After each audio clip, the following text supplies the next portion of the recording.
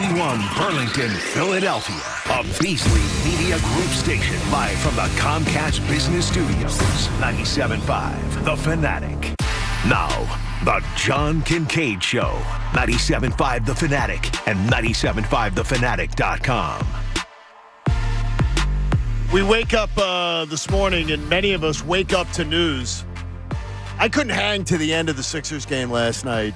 I do the couch thing and then watch and find myself doze off for a few minutes, and I find myself waking up, then dozing off and everything. And honestly, the game last night didn't give much reason to have you on the edge of your seat, so that works in my favor.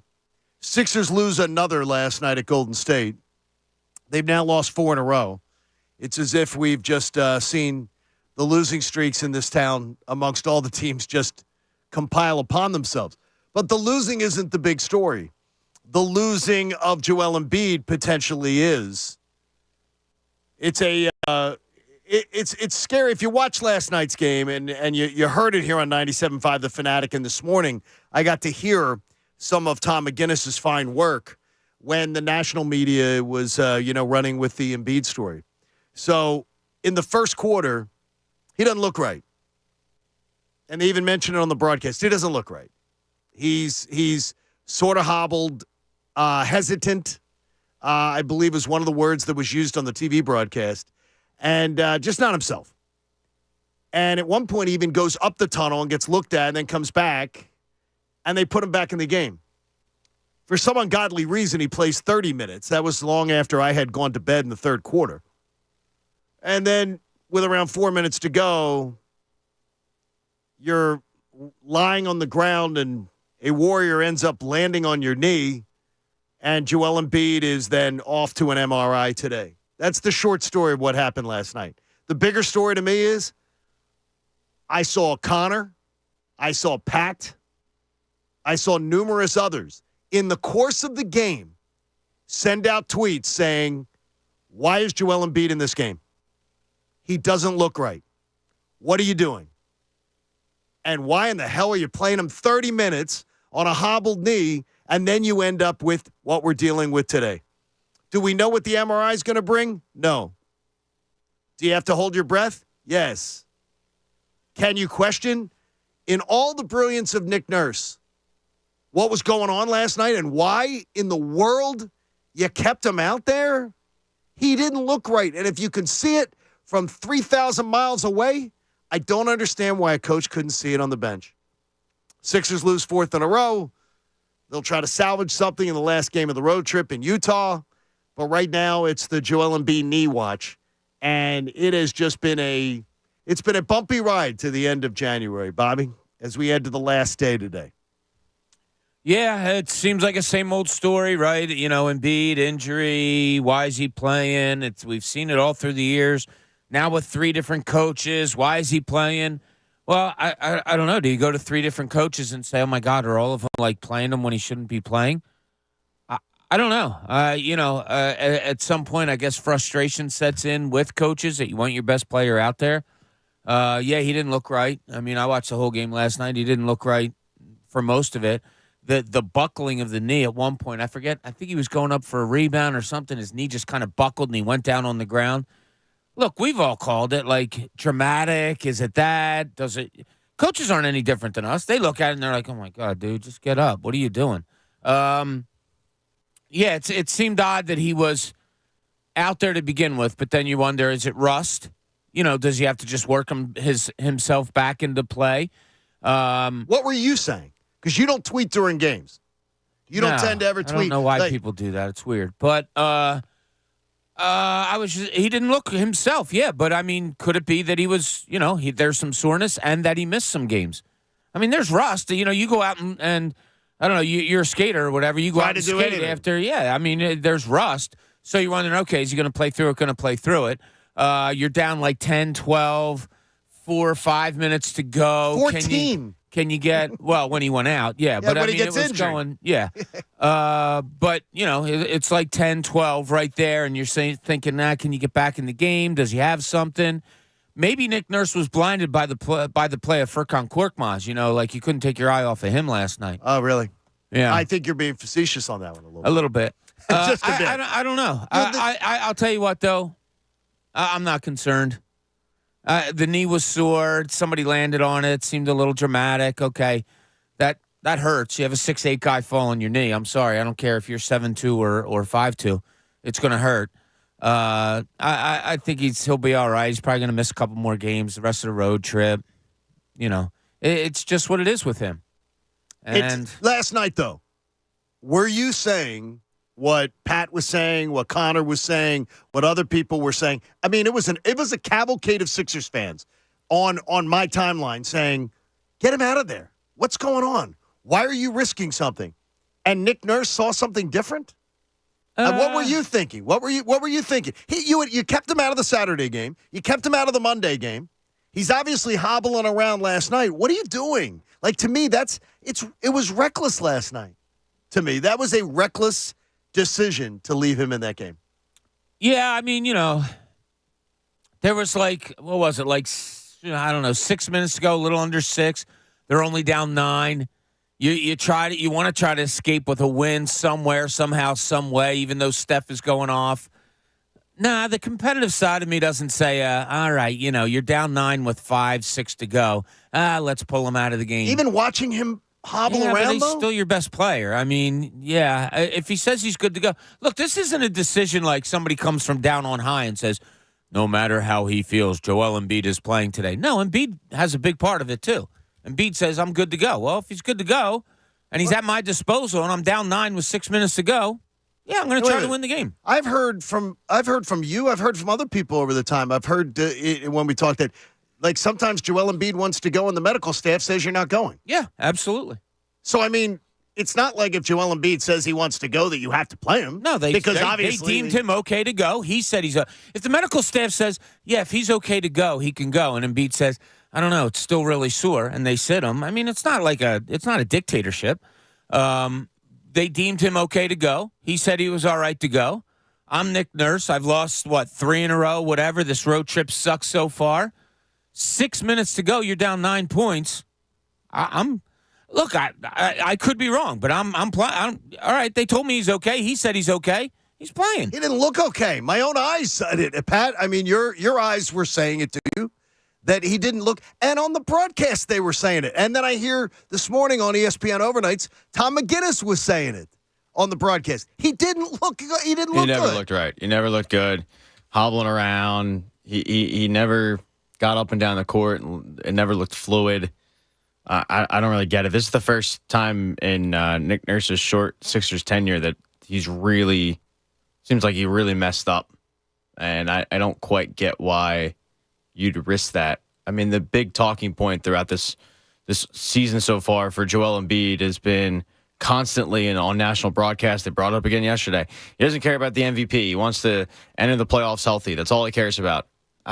That's the storyline every game. That's all anyone cares about at this point. Like, we've been here before, and the idea of keeping him in a game in January against a West Coast team because you want to end a skid. I mean, Bob's talked about before the last game of a road trip. You never really play all that well because you just want to get home. They looked like a team that just wanted to get home. They got one more game in Utah. That's right. Yeah. Okay. I'll shut my mic off then. But yeah, look, he didn't look good. He didn't look good, and I don't know why he was in there. And it was a big gaffe on Nick Nurse's part. I think it just looks like it's the question people are going to be asking all day long. And I understand your point of view, Bob, as far as if the guy says he wants to go. But at some point, it's your job as the adult in the room to protect him from himself. Yeah, especially when you see it. Yeah, what I'm saying, I agree with you guys. Like, he didn't look right. I understand everything that everybody's saying. My history is, my wonderment last night was this. Do coaches get frustrated with this stuff? So this is the umpteenth time in 8 years that we have questioned, should he have been out there? Why was this coach playing him? He obviously didn't look right. All right, from Brett Brown to Doc Rivers, now to Nick Nurse, there's always been question at some point, well, why is he out there? God, he just didn't look right. All right, that's 3 head coaches that had, pretty good experience throughout the league. Do they get frustrated with it? Is it that they're like, oh, my God, If he's okay to go and he says he's okay to go, I'm freaking playing him. Well, we're frustrated with it, right? I guess. I mean, I think fans are. I think fans are extremely frustrated with Joel Embiid story of constantly having to talk about is he going to be healthy? I think Pat brings up the great point of a game at the end of January. Ultimately, what does it mean? But as a coach at some point, I wonder if you're saying, yeah, every game means something. Like you talked about it, John. Oh, my God, they're slumping now, and look out. Here come the, Knicks the Cavs, whatever. Right, exactly. Yeah, I don't think it matters now with almost 40 games to go. But, if you're going to complain that way, like, let's go, other teams are, well, then why not try to win with your best players? Because I can't win anything without Embiid. I don't know what the thinking is as far as he goes. It's always been a question of mine. Do coaches get frustrated? Yeah. I mean, the obvious point of last night is, oh my God, he doesn't look right. Why do you have him out there? There's a reason. Nick Nurse isn't stupid. There's a reason. And it might be a reason more telling than what we're just looking at on the surface. It could be something deeper. I don't know. I can't risk him. The one thing you can't risk, though, is his health. You can't risk that he is going to be a guy who's not healthy come April. We talked about it the other day. The important thing is he's ready the third week of April and into May. And last night, I think it just appeared a bit reckless. Sean's already wants to get on with us this morning. Sean, what's your thoughts on this with Joel Embiid? Guys. Good morning. Yeah, I think I would blame the league probably because they're putting these guys in such a bad spot with some of these injuries. I mean, Halliburton had to go out there and play 20 minutes yesterday, too, because of the 65-game minimum for the individual honor. So I just wanted to get your guys' thoughts on that. Why are you worried about the individual honor, though? Like, I mean, if a player's cares, I think Embiid personally cares. I think he's got that, obviously he's competitive. I think he really cares about the individual honors. I don't think it's one of these things where it's just, let's just, obviously he wants the ring, but I think he cares. I think he cares about the MVP and the All-NBA and stuff like that. I think everyone in the league does. They want to be the best player in the league.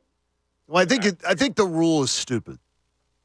I said it from the beginning. I think the rule is stupid. But I think the NBA has a problem, and I didn't have a better answer. I didn't have a better answer to offer about I think the NBA has a huge problem with its consumers, that fans buy tickets to see the biggest stars of the game, and then for no reason at all other than load management, they decide to let the biggest stars in the game not play. But I didn't have a better answer than Commissioner Silver had. So even though I thought his plan was stupid, I didn't have a better plan to how to handle it. Yeah, it's funny. One of the, stories that comes out a couple days after that Denver game where he got scratched late was NBA is investigating. Why didn't Joel Embiid play? You get to that point, it's like, what the hell's going on here? They're investigating. He warmed up and said his knee didn't feel right. And now the medical we know. Staff said, it wasn't right. When you start questioning people about how they're responding to their health, I told you, the late, great Phil Jasner, before I took over the Sixers beat, told me don't ever question somebody's health. You can wonder about whatever, but you never know how somebody else feels. I don't know how bad that knee feels. It could be a knee where if you and I were walking in studio at 4:30 this morning, maybe we're limping our asses off and complaining like hell. I don't know. He didn't look good from the beginning. No, there was, like I said, the time the knee buckled. And look, it's not hard to read Joel Embiid, right? Yeah, he's very dramatic. Yeah. He's an open book. We all know, he gets hit somewhere. You're gonna feel it through him. All of that. So, how much of a coach does he? We know as coaches and fathers and all that. You see kids, adult players that are dramatic. Yeah, seem to get hurt more than most. At some point, I've seen a coach, and Pat knows this story in depth. I don't know if I've ever told you, John. I've seen an NBA coach one time tell his trainer not to go out on the floor when that guy gets hurt because I'm sick and tired of him getting hurt. At some point you start to question. Yeah, I mean, this was years ago, and it's not Joel Embiid. But it is right. But it is a doubt. I mean, the doubt sets in. At some point, the me more than probably you guys put dirt on it and just go. Rub some dirt on it and keep going. Let's go. I don't know. I watch people. And just in that same mold, I watch people tweet out, "Oh, this cold is just killing me. I've had a terrible flu this weekend." And I literally just want to say, please, could you suck it up, Buttercup? Like, I mean, let's tighten it up. I can't imagine going out there on the floor and like the old line from Airplane, dragging somebody up and down the court for 30 minutes a night. It's a very, very difficult thing. So Joel Embiid will face an MRI. Sixers lose again. Boy, January has sucked. I look forward to turning the calendar to February tomorrow. Well, the Eagles collapse. I wrote a thing this morning. The Eagles' pathetic end of the season game at the Giants. Then that disaster in Tampa. Then Kelsey stepping away, even though he hasn't announced he's stepping away, telling his teammates he's stepping away. Then the Carter Hart story, which we'll get to later. Then the Sixers here with Embiid. January has sucked. It has been a bad month in Philly sports. Yeah, and I get a little nervous. I got a phone call yesterday from a buddy, and we're talking. He says, I was really concerned after Embiid scored that 70 in that game. I was concerned moving forward. Do you guys remember what I said to you on the air? About I said, how a team responds, right? Let's watch the next 5 games with him. Is this anomaly something that they can recover from? Is it just, okay, he scored 70, let's get back to normalcy? My exact words. I compared it to Lorenzen for the Phillies. 126 pitches to get a no-hitter, never the same after that. Was the 70 points, playing him, getting that, was it a good thing for the team? Was it something that could linger around a little while, that it was a little bit weird? Well, it was weird. As my friend pointed out yesterday, they're 1-3 since that game happened. Hey, Bradford White water heaters are here for the pro. Bradford White will take great care of you. They are the best, and they are our 6 a.m. hour sponsor. So obviously we'll have more on Joel Embiid. If you want to share an opinion on what you may be waking up to, and I would imagine a lot of people are waking up to this news today, Joel Embiid waiting for an MRI, and the entire city holds its breath today, waiting the results of that one. But coming up, Jeff McClain joined Andrew yesterday middays, and we found a little bit more about what he believes the new coordinator hires mean. And could another Eagle be following Jason Kelsey out the door? John Kincade Show here on 97.5 The Fanatic.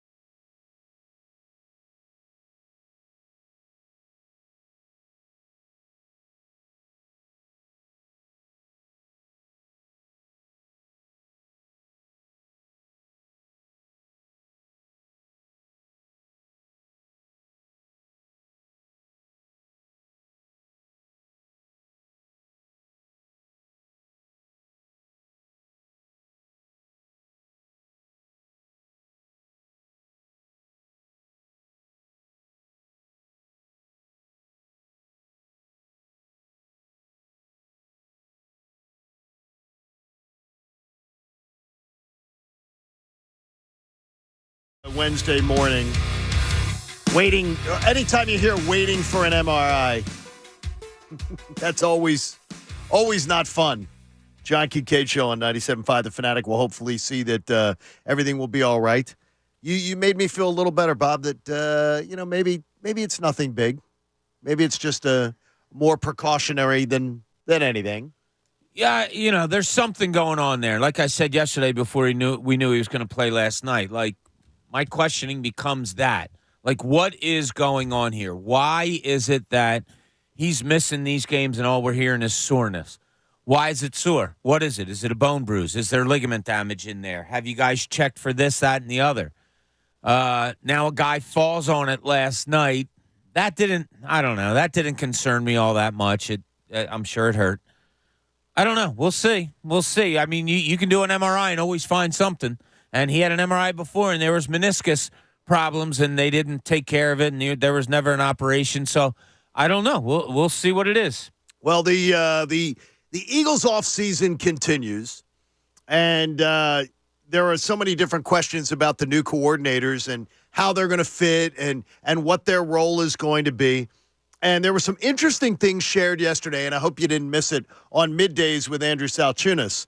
The idea with Jeff McClain from the Inquirer talking about what the new coordinators are bringing to the table. And one of the things he wanted to talk about first was, what's Vic Fangio's role in, like, sort of the hierarchy of how this team is going to be run? This is a scheme that they've been running now for 3 years. They wanted to get the guy who created the scheme last offseason, but the whole Jonathan Gannon situation led them to miss out on Vic, who went to the Dolphins. He and the Dolphins parted ways. We're hearing like he wasn't getting along with some of his players, and then I think there was a report from Sports Illustrated that he was basically the only voice in the defensive meetings. That rubbed some of the assistants the wrong way.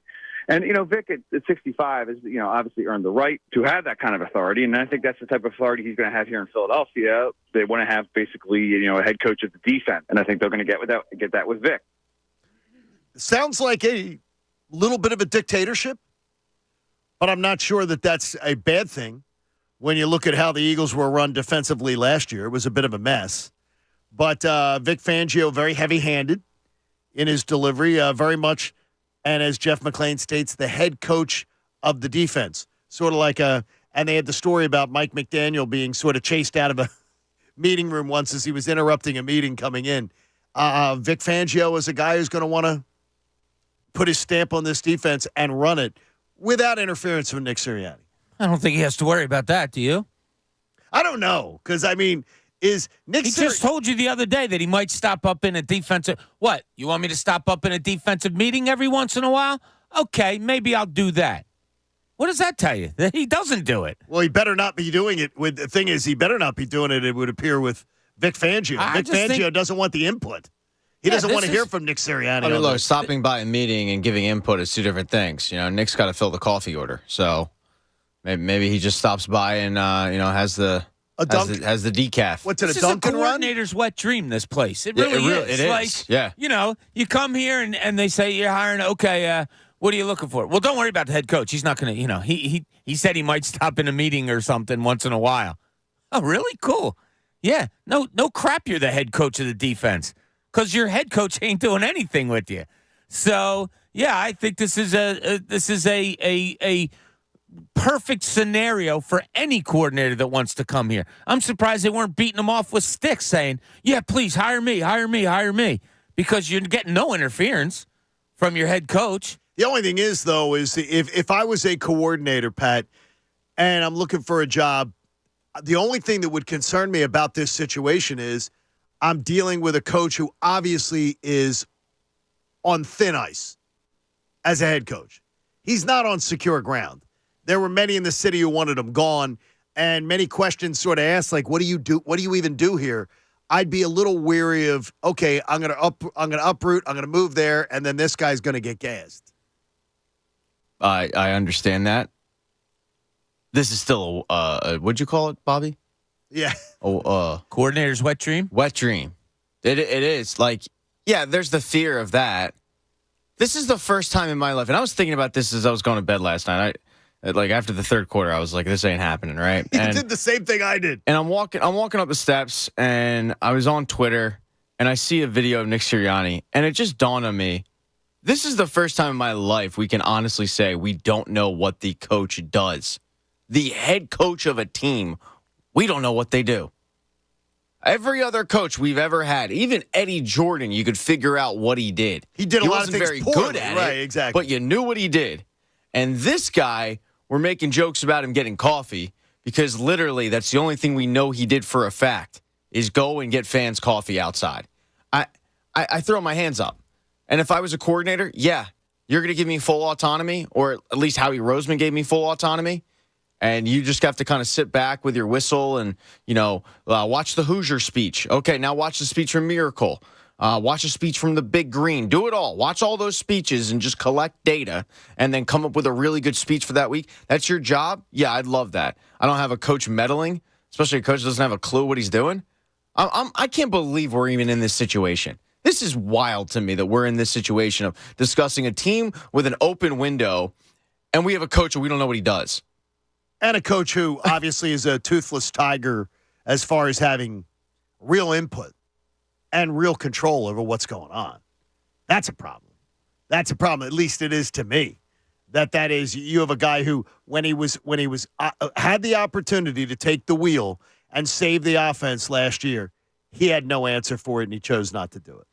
Yeah, we called for it at the time. Like, why aren't you doing it? Why aren't you doing it? Yeah, and then him coming out and saying about maybe visiting a defensive meeting every once in a while, that tells you there's not much there either.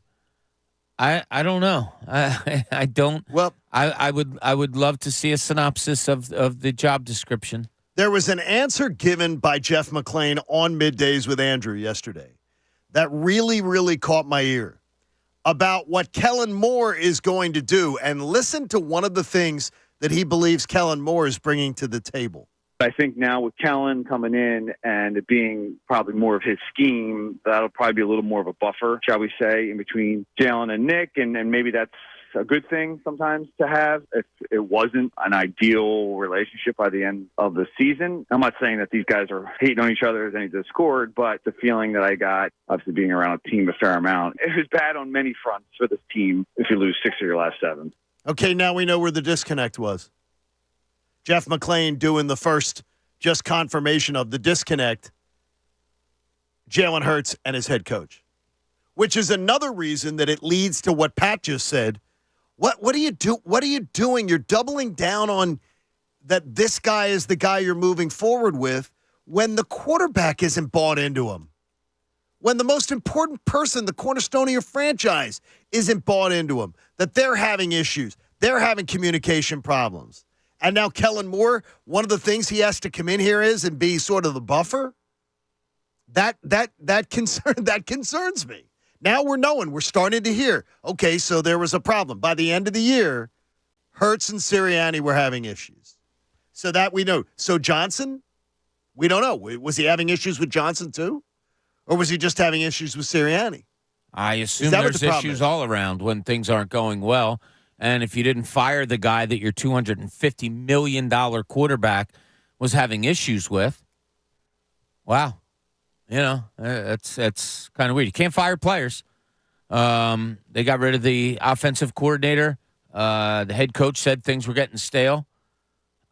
We don't have any evidence that the head coach stepped in to try to make it fresh.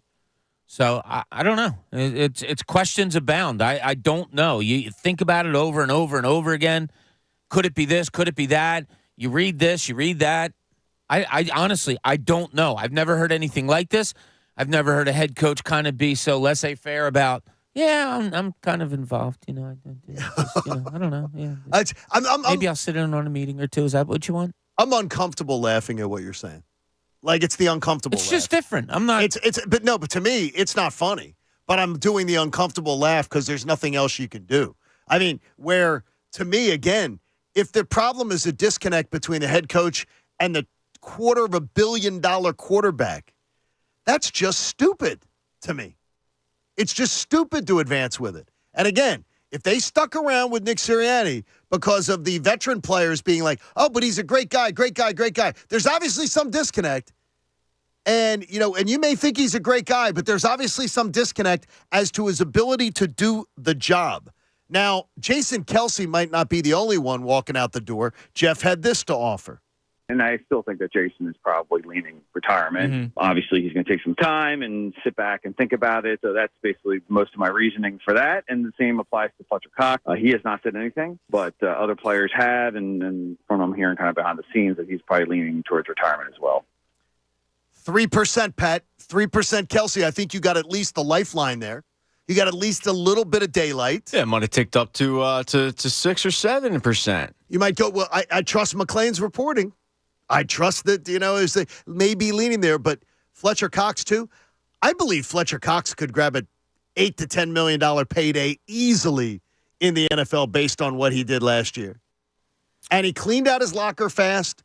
First time he'd ever done that. And members of the media talked about that. First time they'd ever seen him just sort of get out of there so fast.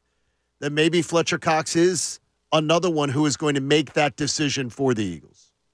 That he'll be somebody who steps away on his own instead of waiting to be told, we're going to move along. I have no doubt Fletch could get $8 to $10 million somewhere in the NFL based on the tape that people could watch from this year.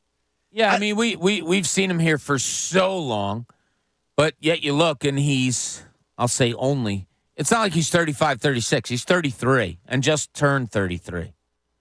So that, there's a lot of wear and tear on those tires, yes. There is. Could he be a good rotational guy like he was for the Eagles this year? Sure.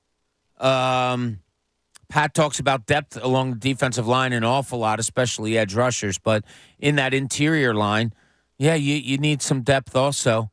Would you give him 8 to 10 to stay here? I think I may give him 8, but I wouldn't be able to give Brandon Graham money, too. It would be like if it came down to me, Brandon Graham or Fletcher Cox, I would keep Fletcher Cox. And I love Brandon Graham, but I can't do the nostalgia tour. It screwed you last year, and I can't do it again. And not because of anything that is to blame on Fletcher or Brandon or whatever. I just think you need to start getting young, and you need to start doing a makeover. And it's got to include some of that. If the number was right, I'd take Fletcher Cox back. I just know that Fletcher Cox could find work based on what you saw this year. And I wonder, here's my scary thought on this. Did Fletcher Cox pack up his locker and get out of there on cleanup day faster than anyone in the beat has ever seen him do it? And is he contemplating retiring? Because he doesn't want to be a part of maybe some of the younger guys that they got. He tried. He did his part. He tried to impart wisdom.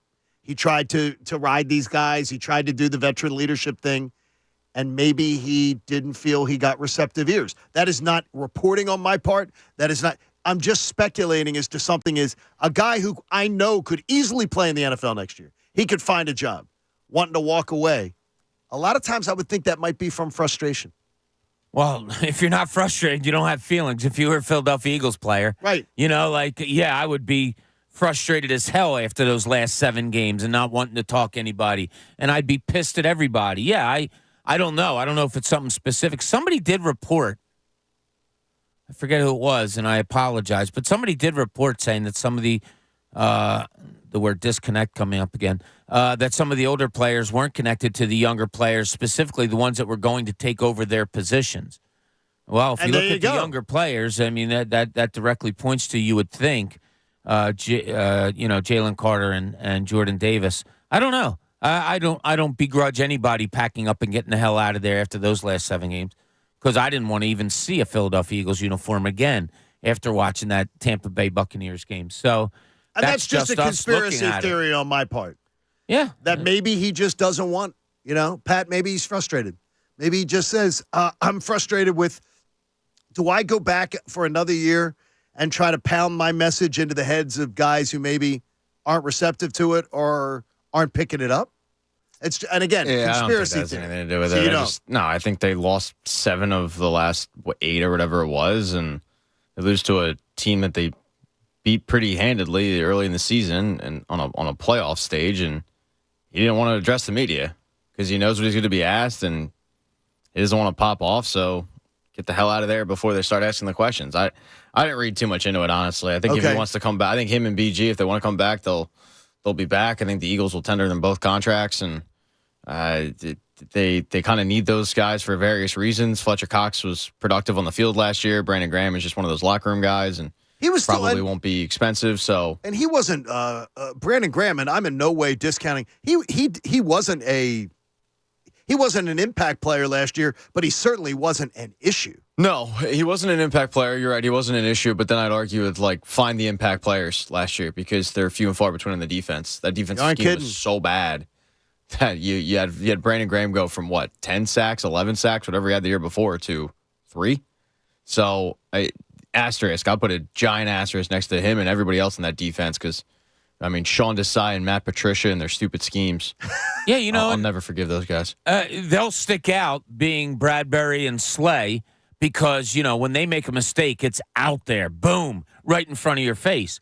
Well, if you're going to make the case of, I don't want guys there that are 30+, did Graham and Cox do anything that really stuck out to you? Were they okay? Yeah, they were okay. Oh, they were more than okay, I think, both of them, but not, they were okay. But not, not making an impact. Yeah, exactly. So, do you want to spend money on 33, 34, 35-year-olds, even though their mistakes probably don't shine as much as a Bradbury and Slay? I'd have to sit and watch film with a knowledgeable person to say, man, Fletcher Cox, he's not getting there anymore. Or Brandon Graham, they make plays every once in a while and they stick out, but, man, they don't make plays more than they do. Well, here's one thing I would say to it, too, is I don't want to hear about you need them there for their veteran leadership because the veteran leadership of this team did nothing to stop the car crash that was. And many of them, by their performance, were a part of it. Didn't contribute to the pulling this team out. So when I hear about people saying, well, you need those veterans in there, that veterans in the locker room, the veterans in the locker room did nothing to stem the tide. They did nothing to calm the waters. In fact, things got worse as the pressure built, as the season went on at the end. They got worse. The last 4 games were worse than the first 3.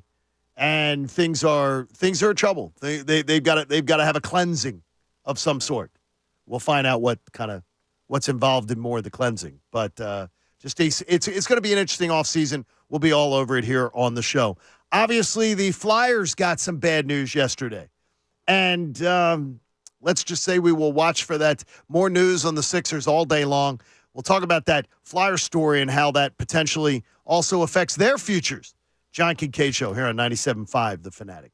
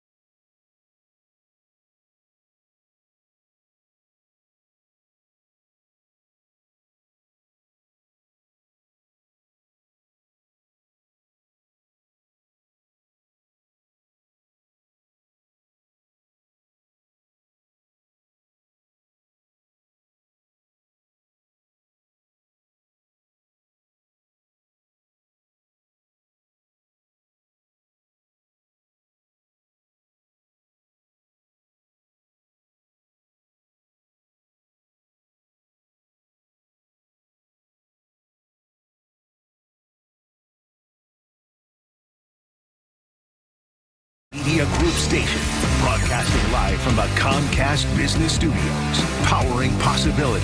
97.5 The Fanatic and 97.5thefanatic.com. The John Kincade Show with Bob Cooney and Pat Egan continues. 97.5 The Fanatic and 97.5thefanatic.com. We have a good crowd for Friday. We have a few spots to go. I talked to Todd yesterday afternoon. If you want to grab one of the last spots, get in on First Friday with us. We'll feed you. We will attempt to entertain you. We will have even some prizes for you. A little surprise here and there. You want to hang out with us, go to 975thefanatic.com to be part of our First Friday coming up this week. And I will look forward to it. I just saw one of my classmates from school had put out a note, Bob, back in the day. He said he's going to start dry January today. I thought that was a pretty good line. Yeah, it was funny. Start on the 31st. It's funny how people handle that. I went to a basketball game, high school game. A buddy of mine's son is on the team. We sat together for a little bit, and after the game, I said, "You want to go get a beer?" He's like, "Nah, I'm doing dry January." This was like January 5th, 6th, somewhere around there. A couple weeks later, went to a game. He says to me, "You want to go get a beer?" And I go, "What happened to dry January?" He said, "It's just damp January now." It's damp now. Yeah. And the other day, went to a game, Sunday. Right. And a couple guys knew it was my birthday that day. Said, "Hey, let's go out for a beer." And he was among them. So, well, that's good. Yeah, Tim Big, you stink. Come on. You're not good. It's important to stick with what you know. My dad, honest to God, and this is weird. Sorry, Pat, I didn't mean to cut you off. It's okay, Bobby. My dad, Great story. I remember one time going out for a run and coming back and something, and my dad saying, I guess he was grabbing a beer, and he's like, "You want a beer?" And I was like, "Nah, it's Lent. I'm going to stop drinking for Lent." I'm not kidding you. Like, he got mad at me. Why? It was almost like in his mind, "Oh, what do you think? You drink too much that you have to stop totally?" It wasn't a discipline thing. I don't know. Wow. I don't know. I wish I knew my dad a little bit better. He was complicated a little bit, and he died when I was kind of, I was 30. But, I wish I would have known him a little bit better because I didn't understand that. I always say I wish I could have had a beer with my dad. Because I didn't. He died when I was 16. Yeah, right. So yeah. I wish I could have gotten to know him differently. When you miss out on that. So the story with Carter Hart yesterday was not good. We suspected it, and then it became that Carter Hart, Michael McLeod, Dylan Dubé, and Cal Foote from 4 NHL players who were out of action were part of who surrendered to the London police to be charged with sexual assault.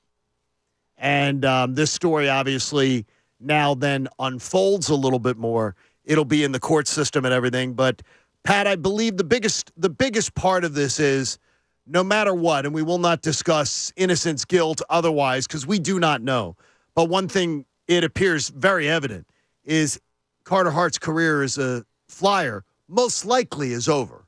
I don't know how they could bring him back. I don't think it's most likely. I think it's over. I'd be shocked at this point if he's brought back. His contract's up at the end of the year. He's going to be an RFA, so restricted free agent. Normally they would have tendered him a contract and they would have been brought back in some form or fashion. But with him being an RFA, I think his Flyers career is over. I think no matter what happens with the case, I think there's a chance that his NHL's career is over. I mean, he's going to be suiting up for HV7-1 of the Swiss League or Zlin of the Czech League. I think he's going to have to go and rehabilitate. And most of these guys are going to have to rehabilitate their careers elsewhere if they're not under contract. Carter Hart isn't under contract next year. If they're not found guilty. Yeah, exactly. Yeah, if they're found guilty, they're going to prison. And, right. And I mean, you're looking at the Longest Yard remake with hockey, but with the situation being what it is, if they do end up getting acquitted and found not guilty or what have you, I don't think he's just brought back with open arms to the NHL. I think there's definitely going to be a treatment of him like there was with I'm drawing a blank on him. The pitcher for the Dodgers had to go over to Japan. Bauer. Trevor Bauer. Yeah. Trevor Bauer. Yeah, I think he's going to have to go overseas and play for one of those teams I mentioned. And even Trevor Bauer was somewhat cleared. Yeah, somewhat. But it never. But people But the stank, still, yeah. the stank, I mean, right. there's the innocent till proven guilty, but we all recognize that there is the court of public opinion that matters, Sure. and when teams are dealing with a situation like Carter Hart's, you just don't want the headache. You don't feel like answering the questions. You don't feel like bringing him into the locker room. He might be a great teammate for all I know. I don't know. I'm not in the locker room, but you just don't want that media circus. So you go, is it worth it? Not only that, he wasn't playing.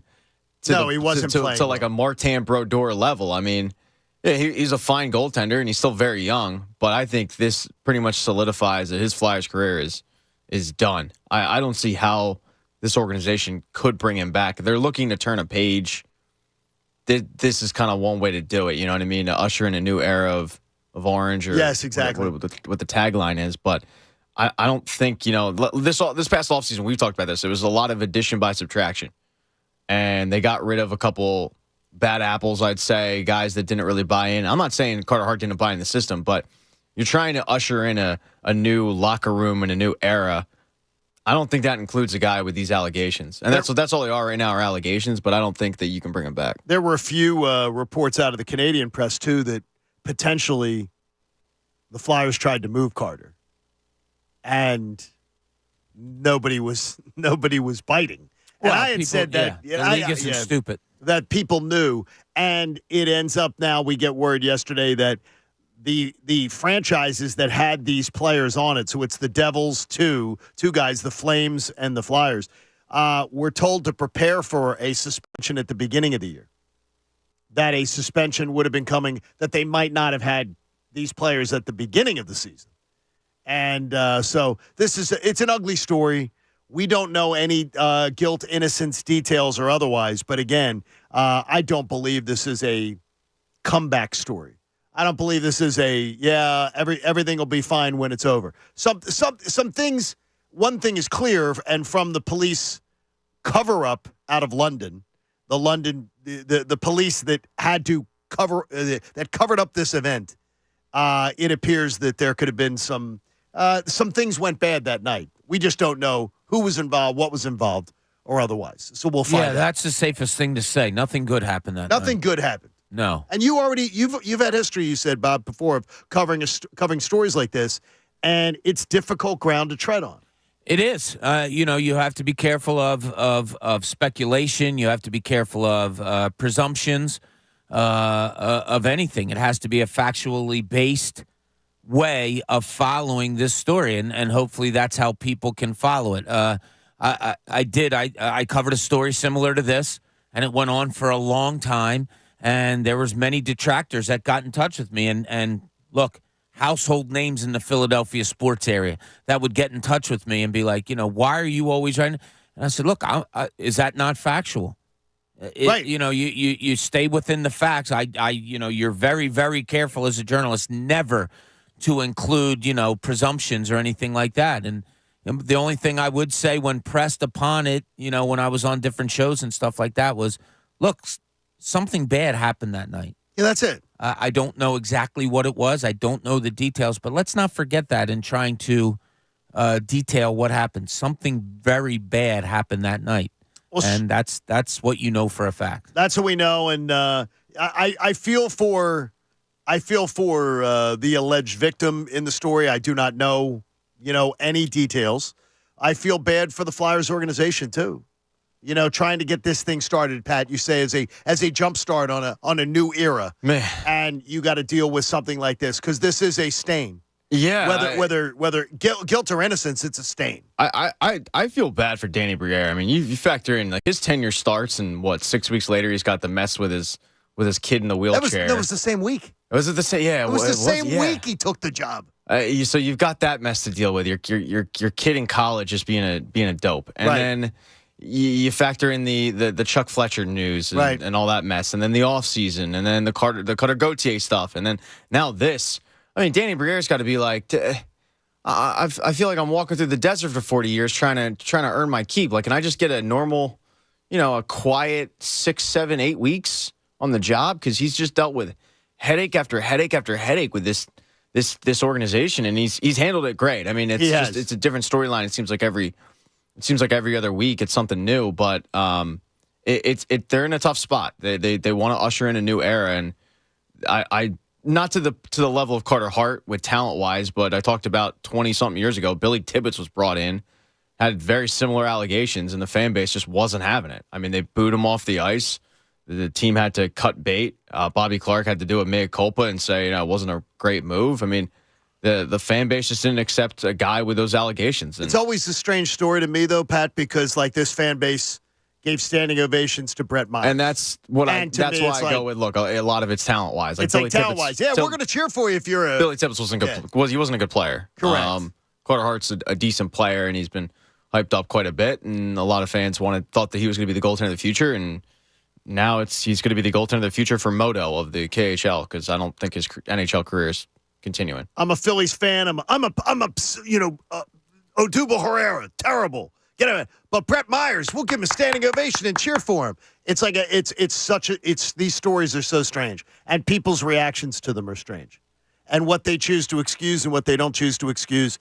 But the story will continue, and when there are facts to discuss or any of the case, we will be glad to get into it here on the show. We have word. Obviously, we're waiting word today on a Joel Embiid MRI on his knee. But it's strange because that's the scary thing hanging over Sixers fans' heads this morning. If you missed it, Joel Embiid injured in last night's game when who is it on the Warriors, Pat, that fell on him? Kuminga falls on his knee, and Joel Embiid, after already having to go up the ramp once to be checked out in the first quarter of the game for limping around on the court, then ends up getting injured in the fourth. But it's weird. It's not that story I was thinking of talking about here.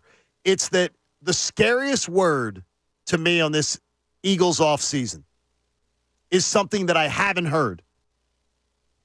Jalen Hurts needing surgery.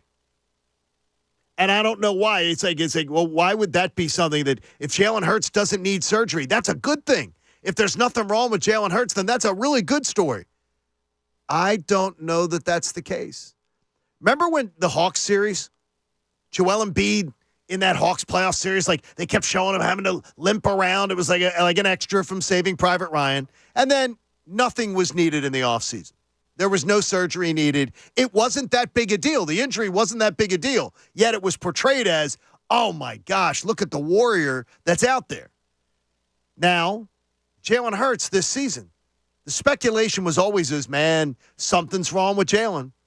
And I went back yesterday and was watching a highlight reel that an Eagles fan had put on one of the YouTube channels of Jalen Hurts runs this year. And it was failed RPOs that they were showing. But it was just Jalen Hurts, the burst, his ability to run, his ability to accelerate, his tentativeness running the football seemed very, very apparent.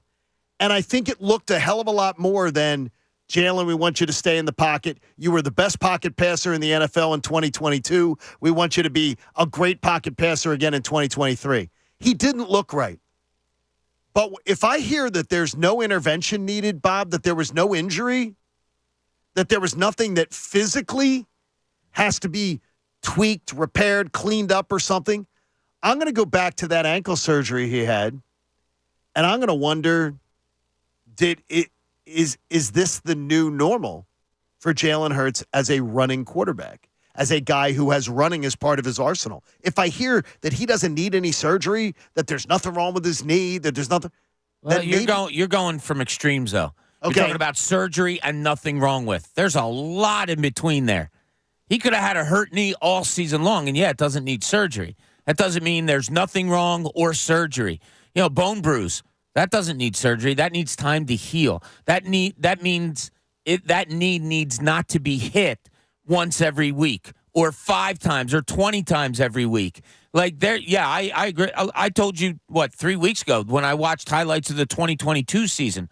My God, how different he looked. It's totally different. Yeah, so I do think there was something wrong. Whether he needs surgery or not, that's not going to verify it to me. I think there was something wrong all season long, whether it was because he had ankle surgery in February, whether that knee was bothering him due to the bone bruise that they described. A bone bruise is that's deep. That's not like me and you, bruising our knee because we hit it on a doorway walking out, of the bedroom. Got to stop doing that, by the way. Yeah, that means there's something deep in there that hurts badly. And when it's a bruise and it keeps getting hit, it ain't going away. Well, he gets hit every week. But that's going to continue for the rest of his career. No, his bone bruise heals. Right? No, but I mean his knee getting hit. His knee's getting hit. That's going to, especially with a running quarterback. Yeah, but for this year, as far as was he playing with an injury, I think he was. I think there was something going on there. If he doesn't get surgery, that doesn't mean to me that there was no injury there. It means to me that there was something going on that wasn't as serious as it needed, but it's like a sprained ankle. You can have a sprained ankle and keep playing on it. It's not going to heal until you rest it. I can't believe that we haven't heard anything, though, from and again, I think the Eagles beat is one of the best covered beats in the entire NFL, in the entire sports world. And we haven't heard anything about anybody getting to find okay, well, here's what was really hampering Jalen, or here's what the story was, or here's what somebody else has offered. Nobody said a word. I just expected to hear something. I expected to hear something look, Jalen was fighting it all year long. Look, guys, you got to understand, Jalen played. He's a one tough son of a gun. Man, he was out there battling against it. I didn't hear any of that from any of them. It was never offered by the offense coordinator, the head coach, everything. And the head coach would say sometimes, Nick Sirianni would say, well, Jalen, he's not going to he doesn't share with me how he's feeling. He said that numerous times. Jalen doesn't communicate with me how he's feeling. Yeah, you know him. He's not going to tell me if he's really hurt or if he's really injured. He's not going to tell me the severity of it, which scares me, by the way, too, that the two of them have a relationship where the quarterback just says, well, I'm not telling the head coach how I'm really feeling. Yeah, that doesn't – he knows. I mean, my God, you have a medical staff that you have to report to all the time. I saw it in the NBA for years. Everybody, if you sneeze, they're on top of you. What's going on? What's your temperature here? So – but if he doesn't have the severity of something, you never know how I feel. I could come in here and tell you, I feel great. My back doesn't hurt, and you see me wincing, and I tell you, no, it's not that bad. No big deal. You never know how somebody else feels. But, and this has nothing to do with, is he the quarterback of the future? No, not at all. And I saw some more 2022 footage last night of the Eagles playing. You just watch him then and watch him this year. There's something different about his running abilities, the quickness, and the speed, two different things, quickness and speed. It wasn't the same. Dan Orlovsky talked about it in one of his breakdowns. I had not seen it till, again, I'm cruising around YouTube yesterday watching this, and then this one came up. And Dan Orlovsky talked about the fact is last year that Jalen Hurts was playing instinctually and not tentatively. And they were showing, okay, he's being tentative here. He's being tentative here. And he's showing you plays where last year, here's what he did. This year, he's being tentative. And I don't know. There's the chance that they were preaching to him, dude, we need you to be a pocket passer. You were the best guy in the NFL in 2022, best success rate being a pocket passer. We need you to do more of that. We don't need you tucking and running. And this year, it was so much tucking and running. Well, all year long. That's what we saw. Yeah, it also could have been that maybe there's a mental thing with Jalen Hurts. Like, man, last year hurt. Like, I got done that season. We lost the Super Bowl. Mentally, it hurt. But, God, physically, I got my ass kicked. I'm telling you, John, I've been in a lot of fights in my life. It ain't fun getting your ass kicked. Like, it's not. And to go in there and say, I'm going to do this again because I was really good at it last year, and I took a lot of hits, and I had to get ankle surgery, and my shoulder hurt when I got, pinned down against Chicago in that cold weather and stuff. I don't know about you. I remember stuff that hurts. And I don't like it. And you try to avoid it mentally, like it's in your head. I don't like it. I don't like getting hurt. Pain hurts me. I don't like it. Like, maybe he's a normal adult person that remembers, last time I ran around on the edge and I went full speed and that linebacker came and hit me. God, that hurt last year. Maybe I'm not doing that this year as much. I don't know. No, but I'm that could be, right? Oh, yeah, sure it could be. It's in your brain. You're a human being. Yes, sometimes. You know what hurts. You know what do you try to do? You try to avoid that. Whether, you're programmed not to or not, that's something you try to avoid. And we think our professional athletes robotic. Well, there's going to be times that they're not, and they probably remember something. And instead of trying to juke a 265-pound linebacker, you know what? This time I'm going to slide. You believe he was hurt this year, Pat? Like, or there's hurt and there's injured, I guess. I mean, do you believe he was just hurt, or do you believe he was injured? I think he was hurt. And then it started spiraling out of control. He started overcompensating for things. I don't think he was necessarily labored like Joel Embiid's been injured. Joel Embiid, you can see it, and Jalen Hurts. Jalen's not as dramatic as Joel. But there were plenty of games, though, where, like, you didn't notice anything. And I'm not saying that that's the be-all, end-all, but you didn't notice a noticeable limp. You didn't notice wincing, pain on the face, none of that. It was just he didn't play great. That was it. And guess what? None of them did. No. Just about none of them did. Even A.J. Brown slowed down at the end of the year. I mean, the production wasn't there. He didn't crack 100 yards. And this was a guy that was on a tear early in the season. But you're latching on to an injury that, he suffered early in the year. And it's like, well, maybe that was the reason why. I go back to, like, coaching. There's a reason why these coordinators aren't here anymore. They sucked. They were horrible. They put these guys in poor positions. And to ask Jalen Hurts to, make chicken bleep out of chicken salad out of chicken bleep. Yep. Yeah, sometimes he was able to do it, and towards the end of the season, he was not. There are a lot of stories that'll continue to unfold all off-season long. We're going to let you hear from Jeff McClain and E.J. Smith, who joined the best show ever yesterday. EJ, some stuff on this Eagles offseason, the new coordinators, and more if you stick around. Adam Schefter joins us at 8 o'clock today. Don't miss it. There is a myth about the Eagles' new offensive coordinator that needs to be dispelled. But also, then that will beg a question from Bob about what the Eagles do at this position next year. John Kincade Show here on 97.5 The Fanatic. Did your favorite basketball player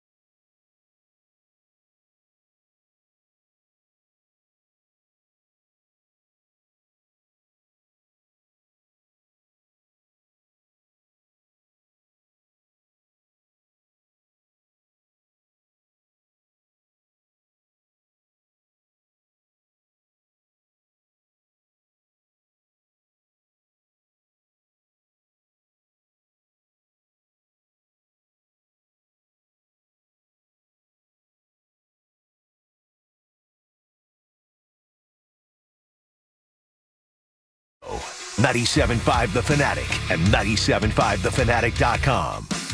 7 a.m. hour of the John Kincade Show, brought to you by the all-new Bet Parks app. Sportsbook and casino in one sleek, easy-to-use app in Pennsylvania and New Jersey. If you fell asleep on it last night, Pat, you cut out third quarter?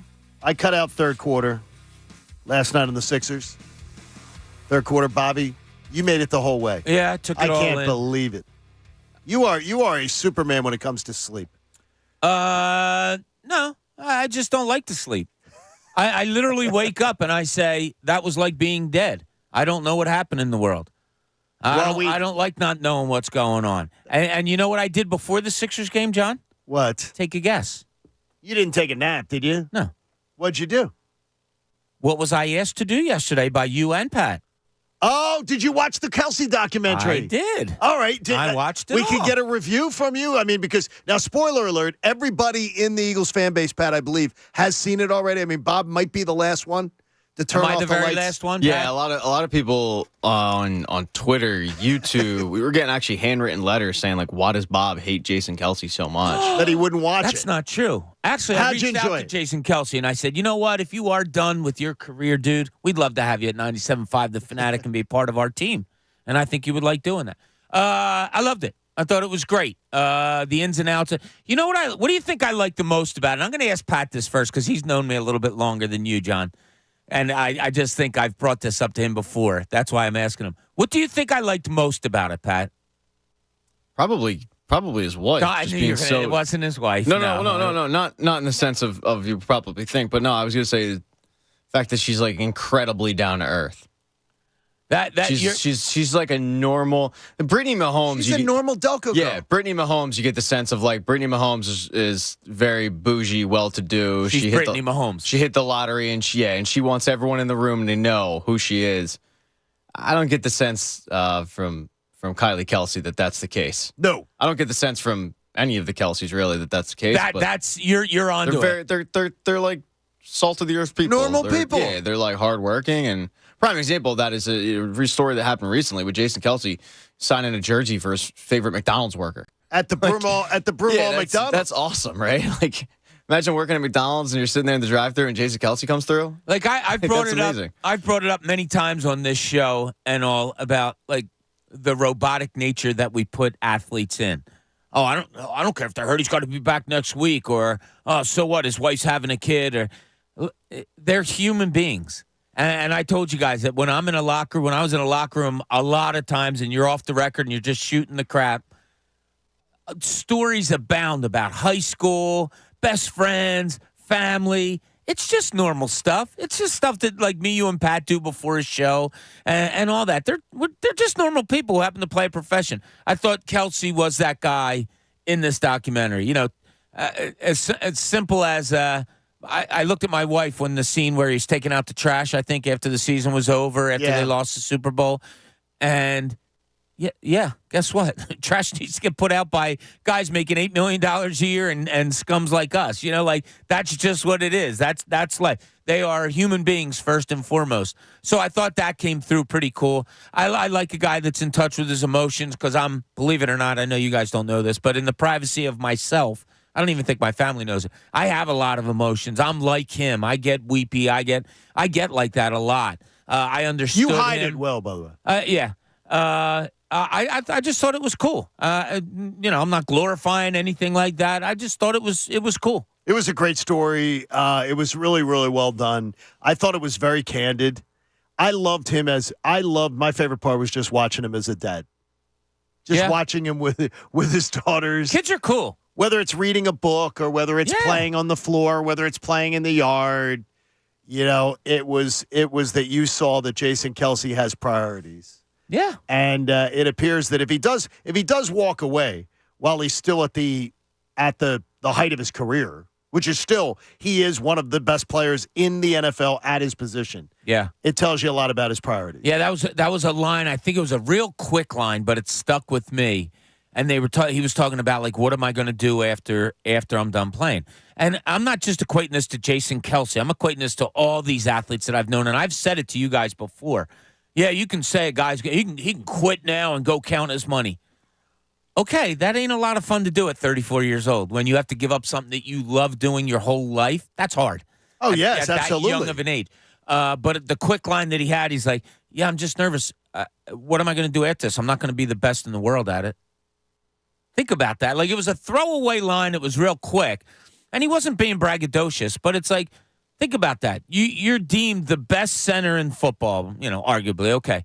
You're the best at something in the world. And you're going to walk away. And now you're going to go sell real estate. You're going to, as he said, chop the balls off of cows and stuff like that. Like, wow. That I can't imagine the and I've seen it in players, and I've been lucky enough to become friends with guys that have had to quit their careers at an early age. It isn't easy.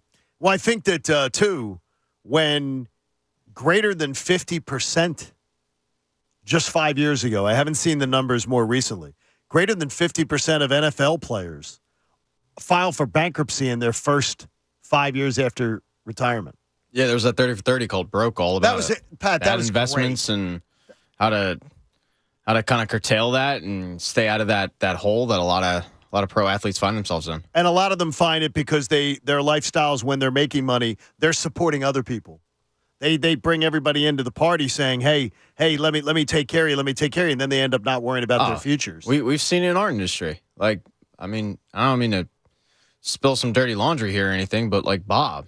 I mean, every time Bob shows up at an event, it's, he's got Donna and Jenna and Tommy, and then Kyle shows up every once in a while, and Bobby. It's like he's got his entourage with him. He does have an entourage. He's rolling deep. Well, that's because the entourage is like Rock and Glenn and those guys. Well, and then they'll Can show your up. family Those be are the your entourage? those are the hanger-ons. Oh, is that what it is? Yeah, Okay. they're like, so yes. like it's just never. And Bob doesn't show up a solo. It's like he's got his social Posse. media person. He's got a posse and, with him. yeah, exactly. And his secretary, and it's just it's everybody. And I'm worried about him. I'm worried about his financial stability because of it. Well, That's now we can say though that we can reveal the words now. That Pat, now that Bob has seen it, we can reveal to the audience that Amazon will now do the next documentary they will do is called Cooney. They're going to follow Bob. They're going to follow Bob and bring you behind the scenes in Bob's life. Get ready to go to a lot of high school basketball games. A lot of high school basketball games, a lot of lunches with the boys. There'll be a lot of that going on. A lot of cooking in the kitchen. That actually might not be bad. Though. I would watch it. I'd watch that. I'd watch Cooney. No, I'd watch. Cooney ain't that interesting, trust me. And it's funny getting a lot of pump back. Wow, he takes out his own trash and he plays with his kids.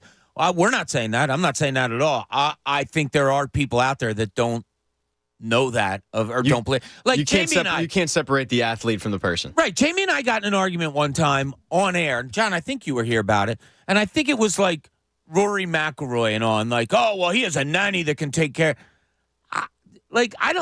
Money doesn't do that. You're still a father. You're still the guy that, if my kid's crying at 2 o'clock in the morning, I don't care if there's a nanny there or something like that. My feelings as a father are like, oh, my God, what's wrong? Like, money isn't the end-all, cure-all, I don't think, for athletes all the time. It's just, I'm just saying to people that don't think that they're normal people, take a look at this. Like, everybody is. I thought it was a great, and if anybody's being bitter Betty on the Kelsey documentary and everything, it's just, I can't help you. That's a nice story, and it is nice, and he is not, I don't believe that is the norm.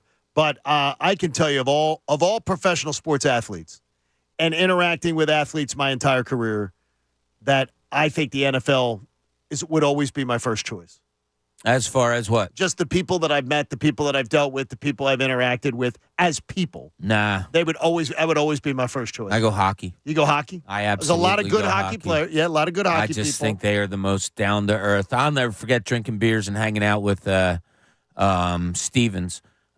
Flyers coach at the time at our pool. We belonged to the same pool, and him telling me stories about growing up playing hockey and stuff, like just cool as could be. And he had a buddy in actually from Ontario, a friend of his, and they were just sitting there telling stories all night long. I told you a story about I covered a Flyers game one time right after 9/11, and just talking with Rick Tocchet and forgetting that I was a reporter for a little bit and being like, oh my God, I got to go write a story. Sure. I just think hockey players seem the most down to earth to me. There's plenty of down to earth athletes. But I think if I had to generalize, I'd go hockey. And I spent the most time around hockey, and I would have them second. But it's good. It's good. It's a great it's great to be able to get a little behind-the-scenes look. If you've heard on The Fanatic last weekend, Bill Colarulo, now doing Saturday and Sunday mornings on The Fanatic, 9 to noon, did a really nice job in his introductory weekend last weekend. And yesterday I came across it when I was trying to research something else, that Bill had a tweet about a myth about Kellen Moore. And one of them being is that Kellen Moore doesn't like to run the football. And I pushed this myth the other day, so I wanted to correct it, because I always thought, well, Kellen Moore's running an offense. He doesn't seem as dedicated to the run as other offensive coordinators are.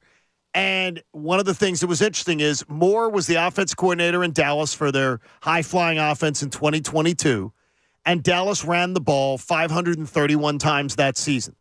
6th in the NFL. And unlike the Eagles' rushing statistics, which include a lot of scrambles by Jalen Hurts and a lot of design runs, that's not the same with Dak. Not as many with Dak. So they were 6th in the NFL. Mike McCarthy talked about that when when he stepped up, he said, hey, Kellen wants to light up the scoreboard. I want him to run the damn ball more so I can rest my defense. Mike McCarthy called plays this year for Dallas. They ran the ball 468 times, which was 14th in the NFL. They actually took a significant step back in the amount of times that they ran the football with Mike McCarthy running it. Now, this year, they also had a very successful year to all accounts and purposes. Dallas still had a very successful year, as far as offensively putting up the points. There's different ways to do it. But I worried about that. Is the running game going to be a bit abandoned under Kellen Moore? Is it a myth or is it a reality? And, Bob, that's one of the questions you have about that running back position. Yeah, how many times did San Diego run it last year? Did you say you had those? No, numbers? this was it was what Dallas ran it last year. It's what Dallas ran it in this past season with McCarthy calling the plays. He was complaining about Kellen Moore not running it enough, and he ran the ball 14th in the NFL. Moore ran it 6th in the NFL the year before. Oh, so okay. it's more of a question of what Mike McCarthy said, hey, he's not running the ball enough, and it ends up that, well, when Mike McCarthy was calling plays, he ran the ball significantly less. Yeah, and Kellen Moore's team last year was 24th in the league in rushing attempts. Is it a concern? We'll see.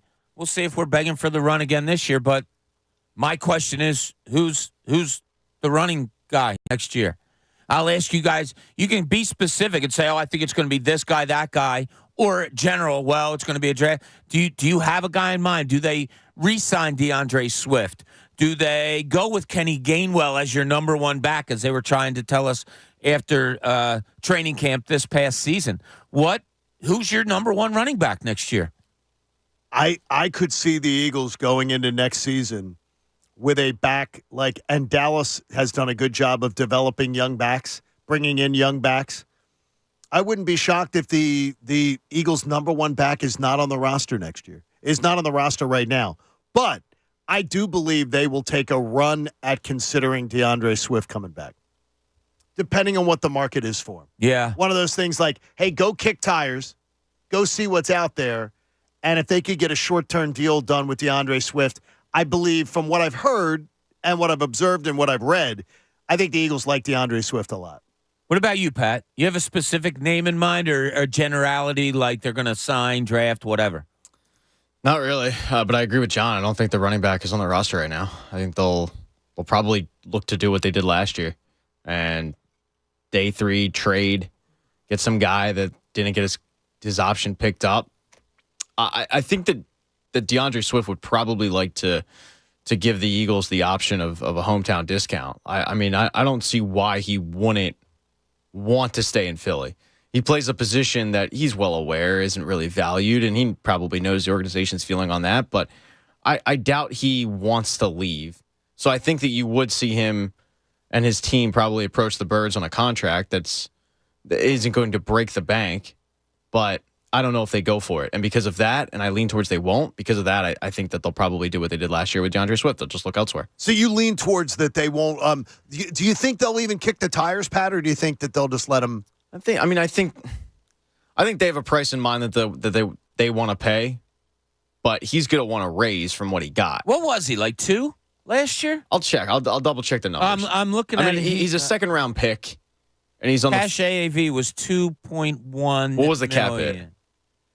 They don't have. It doesn't have cap hit here. I don't believe he is going to get 1.7. I'm sorry, cap hit. Yeah, so I mean, there's ways around the cap, as we talked about with Howie Roseman. It's all about the bonus money, but that cap hit is non-existent. Like $1.7 million, that's dirt cheap. I got to tell you, I hadn't thought about it all that much because I was anxious to hear what you guys had to say. I'm bringing him back. I'd like to. I'm bringing him back. I mean, my God, that's nothing money. And you even give him a raise. Almost, I would give him 50%, whatever. He's 25 years old. I'm bringing him back. I need some stability here. I'm doing it, Pat. You just talked me into it. I'd like to see them do it if the numbers are right. Now, if you get somebody like what Carolina did stupidly, and go on out there and say, oh no, Miles Sanders, yeah, he's worth and loading up on Miles Sanders, and then they're reportedly would love to see somebody take Miles Sanders off their hands. Well, the advantage that the Eagles have this year over last year, you go to a Super Bowl and you're starting running back on that team. I'm sorry, but your numbers, no matter what, go up. This team now has some stank on it. And so, right or wrong, DeAndre Swift probably finished the season better than Miles Sanders did last year. Yeah, but right or wrong, he's not going to get that upheaval of everybody watching interest. him play in February. Yeah. Right. So I'm telling you, I would take him back. That's nothing money. It really is. God, I'd give him $3-4 million a year. Sure. I want stability back there. Let's try that. I would enjoy a little stability. I wonder, because of what you guys talk about, if they look to draft a running back second round. I think they're going to draft one at some point. Because I think that's an area that they don't value, not to the extent of linebacker, but they value it on rookie contracts. And once your rookie contract is over, it's like, all right, we're done here. We're good. Yep. We'll move on. And that's exactly what they did with Miles Sanders. It was like, thank you for your time. You were great. We wish you the best of luck. And they picked up DeAndre Swift, who was still in his rookie contract. Kenny Gainwell, still in his rookie contract. I think they'll probably do similar, but eventually you need to draft a guy high that can be their number one back. Kenny Gainwell can't. But you need that guy on a rookie deal, and you can't keep kicking the can down the road, which is what they did with DeAndre Swift in a way. I mean, you can't keep doing that every year. We have a new running back. Eventually you do want that stability. So, look, I'd bring him back. I don't think it's going to happen, though. Kellen likes a Thunder and Lightning, too.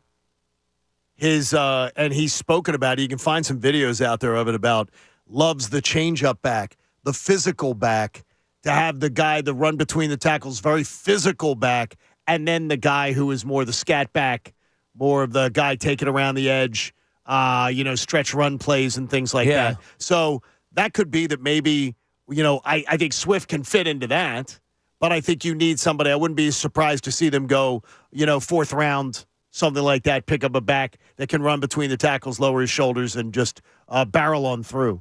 It's shown in the NFL you don't have to go high on running backs. You can get success third, fourth, fifth round. Picking up guys. If they do sign Swift, and then Kenny Gainwell is your Lightning to your Thunder, I guess I'm okay with that. I don't know. I wouldn't mind. The running backs weren't a problem that much to me. How they used them was, right. But I don't think their play was all that much of a problem to me. We worry about the Joel Embiid injury that happened last night, and the Sixers lost. Sixers lose their fourth in a row. And, Pat, though, there was another concern that you had, and it is a man coming off the flu in Tobias Harris. But you had something to say on Tobias. And it doesn't – there's a lot of people in Philadelphia that share a frustration with Tobias Harris. He is possibly the most frustrating Sixer I have watched since Derek Coleman. Oh, wow. This dude has it in him. And you see it in spurts. You see it every once in a while. He just decides, you know what? Today I'm going to play basketball.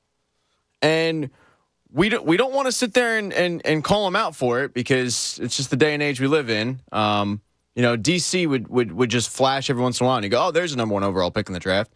But Tobias Harris, we curtail it because we go, well, he's the fourth option. And he's just playing his role and he knows that. Dude, screw that. You can't sit there and pop off in the offseason about how you're an assassin scorer and you're a max guy and you deserve that money. And too often than not, I don't see what I saw last night, which is him grab the basketball, demand the basketball, attack the rim. And even then, he only finished with 26 points. Yeah, you saw it early. He was active last night. He was active. He was right? active, And you know what? And I dealt with a guy that wasn't active all the time in Ben Simmons, and I don't need a repeat. And I'm instead of being excited about what I saw last night from Tobias Harris, and honestly going, yeah, that's the norm. That's what I should have done. I should have sat there on my couch watching that game and going, 26 and 10 from Tobias Harris is the norm, because that bar isn't all that high. But instead I go, wow, nice game from Tobias Harris. And then my second thought I get mad is, why don't I see it more often? This guy talks a big game. He's a max player. And yet we see it once every 3 weeks when somebody's out because he, quote, plays his role. I don't want a guy that plays his role. I don't.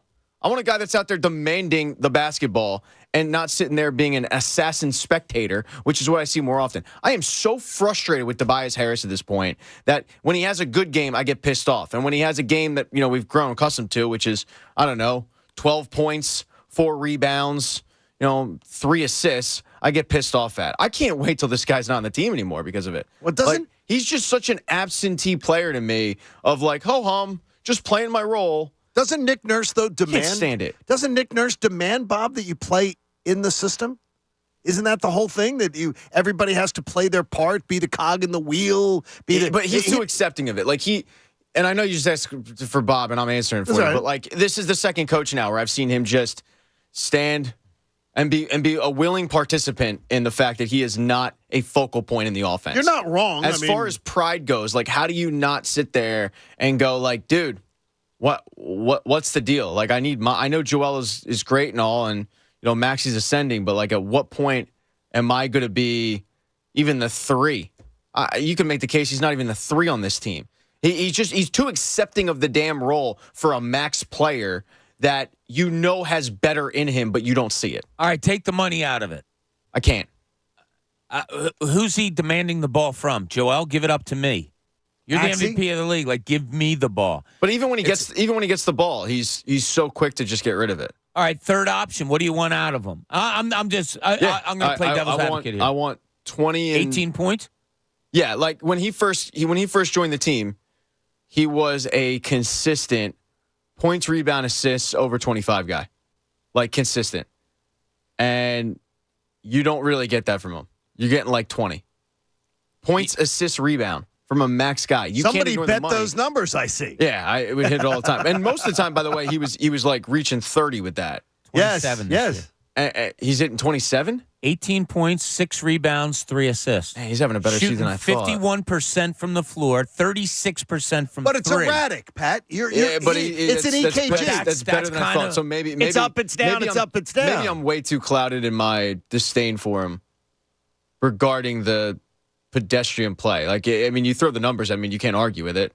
And I didn't realize that they were what they were. You know what? It's funny. It just seems like too often than not, they're not that. But right. It might be me going in with a preconceived notion and not actually sitting there watching the game play out and going, oh, yeah, by the way. And that's because, Joel is going off for 40. On your side, the 26s, 28s, and 30s stick out so much.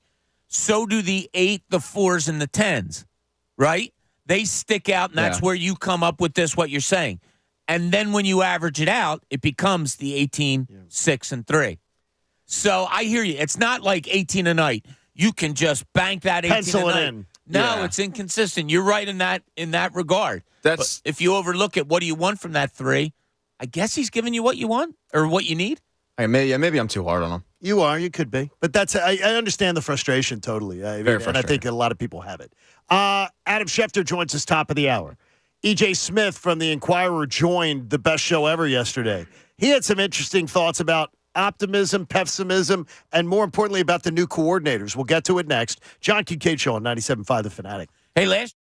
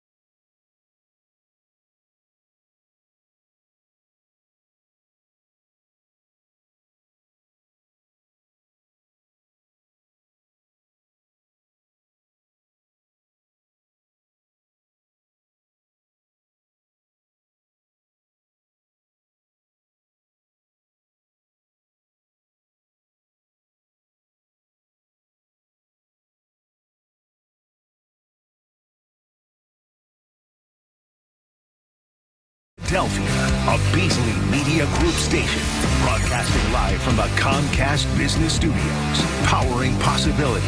97.5 The Fanatic and 97.5thefanatic.com. The John Kincade Show with Bob Cooney and Pat Egan continues. 97.5 The Fanatic and 97.5thefanatic.com. Adam Schefter joins us top of the hour, and we will have some Pat's takes coming up in the 8 o'clock hour, too. Pat promises to entertain you. Pat, we can say that, right? I mean... Well, I promise, I don't guarantee. I make no guarantees about entertainment quality. I think some people will be entertained, and some people will go, that's 6 minutes of my life I'm never getting back. I just don't want the legal department coming after me. I think the fact that you don't know which side of the fence you're on is worth sticking around for. Yeah, there you go. You know, find out what the answer is. Yes, stick here, stick around. You know, we got Schefter coming up, and then stories. Hey, little stories. Quickly, I want to get to Lewis in Pennsauken. Lewis, good morning on that Sixers conversation about Tobias Harris. Hey, good morning, fellas. Good morning, buddy. Listen, I thought that Tobias Harris initially was having a really good season. If you look at the Sixers, when they got off to that hot start, it was because you had Oubre scoring around 15 points a game. You had Tobias at around 18. You had, Maxey around 23, 24, 25, whatever. And then you had Joel cooking. The problem is that now Nurse he wants Maxey to take an X amount of shots every game because he's trying to develop him as a second scorer. I understand that. But there's times I would rather have Tobias and Kelly Oubre score more points and have Joel score less and Maxey score less. It's a more balanced scoring attack. I think he's thinking though with a view, Lewis. I think he's looking, Bobby, towards the postseason.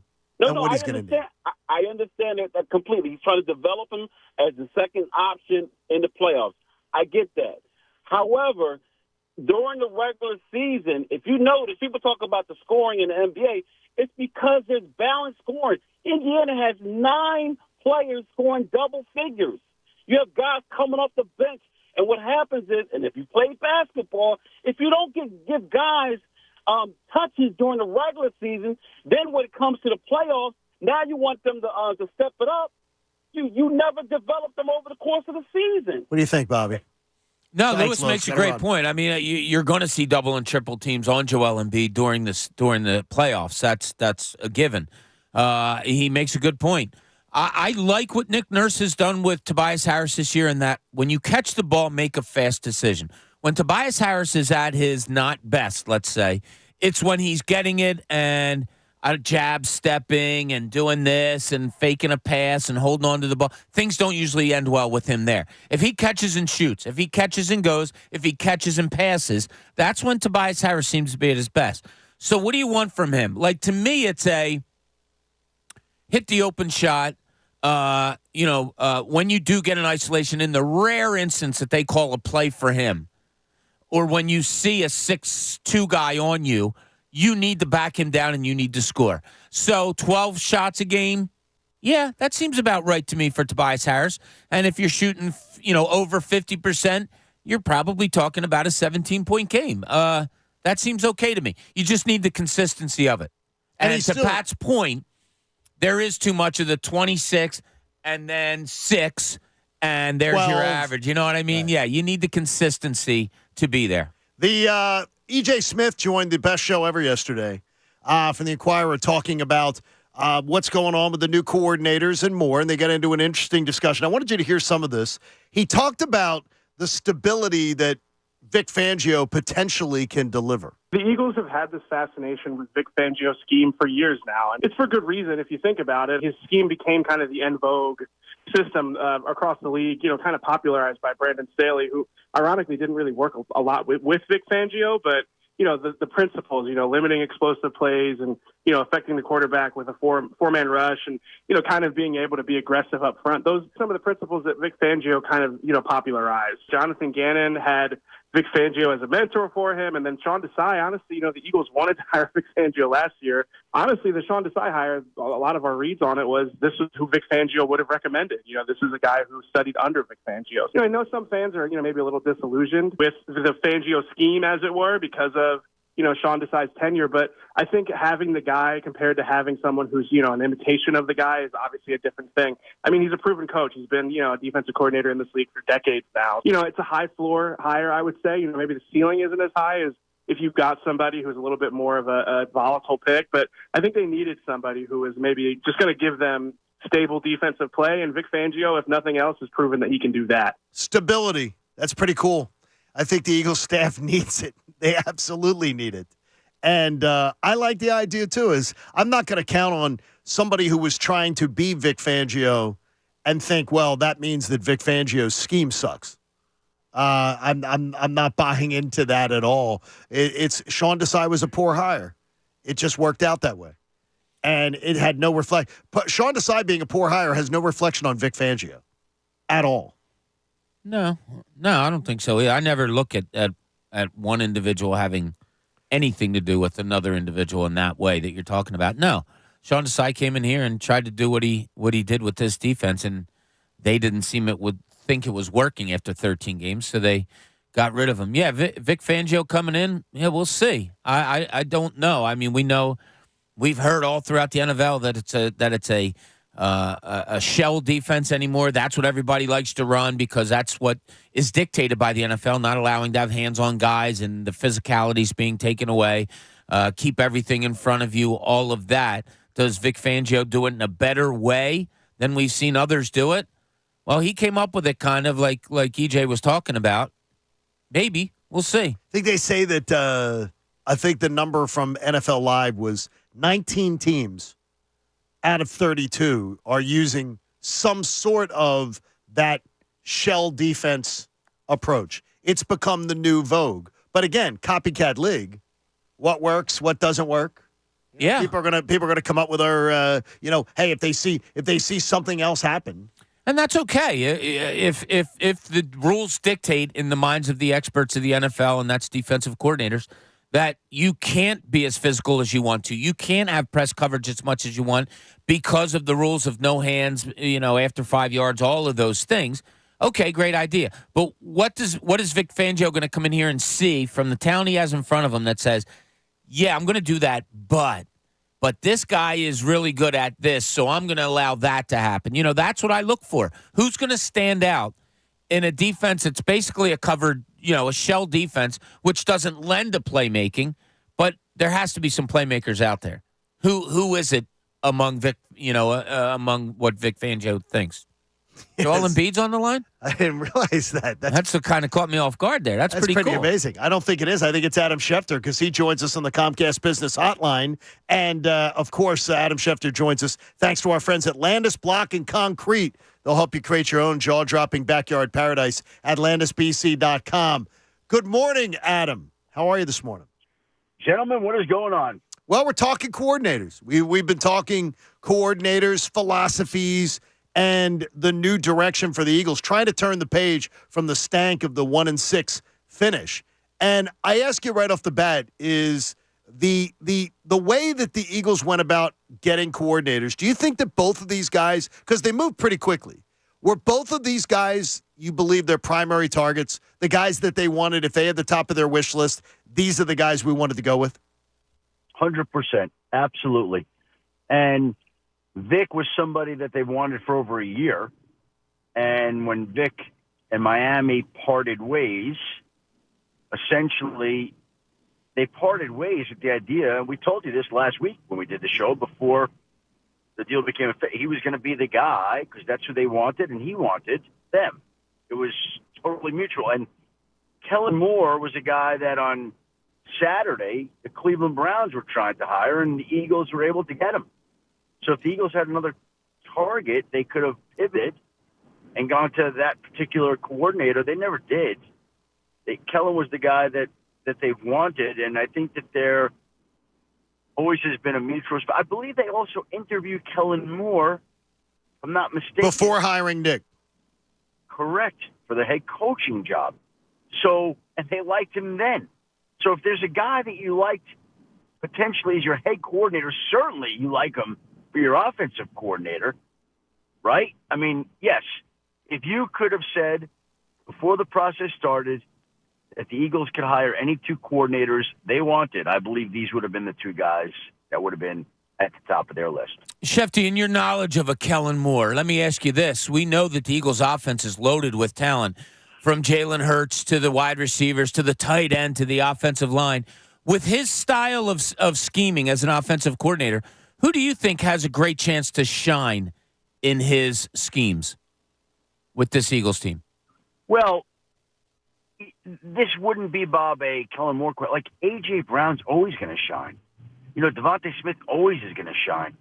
You know, I look at the way that the Cowboys use tight ends, even the Chargers last year. You know, Dallas Goedert has a chance, but he should anyway. Like, there's nothing there that I'm telling you that's unique. That these guys are going to shine if you were the coordinator or I were the coordinator. To me, I mean, that's how good they should be on paper. You know, it's up to Kellen Moore to highlight them at certain spots and to call the right plays and do all those sorts of things. But you know, this is easy. I mean, this is not brain science here. The weird thing is that Mike McCarthy had said that I was quoted as saying Kellen wants to light up the scoreboard. I want him to run the damn ball more. And this year, the Cowboys went from 6th most rushing attempts in the league in 2022 to 14th under McCarthy. Is it a myth that Kellen Moore doesn't like to run the football or doesn't like to feature the run? Well, that's the perception out there. And I think, look, how old is Kellen Moore? 35? 34, I think. 35. You're 35? Okay. So I think we all, as professionals, evolve over time. And if there were instances in his past where he didn't run as much as he should have, I guarantee he's learned from that. And I'm sure he's still going to want to light up the scoreboard. That's not going to change. But I think you learn over time that there are times and places for certain things. And I'm sure that we're all evolving and growing and changing to try to improve, all of us. He's not any different in that regard. And so if that means running the football more, that's what he's going to do then. Shefty, the Eagles have never, for many years, really put a lot of credence into paying linebackers. Maybe safeties come under that also. In a Vic Fangio defense, how important are those type of players? How important is linebacker play in his defense? You know, but I think it's important. Look, I think the biggest thing that they need to do, I think they've got to go out and address the cornerback position and get better there and more help in the secondary to me. Like, linebackers, yes, they're going to need that. They've got to upgrade the defense, period.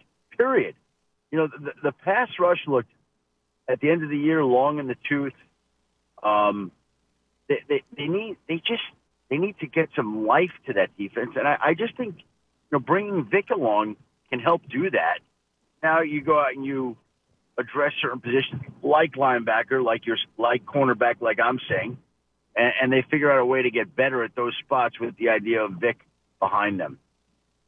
Do you any chance you believe that the Eagles looked at Kellen Moore and said, when we hire him, there's always a fallback position if Nick Sirianni does collapse? It's a good question. I don't think they're thinking like that.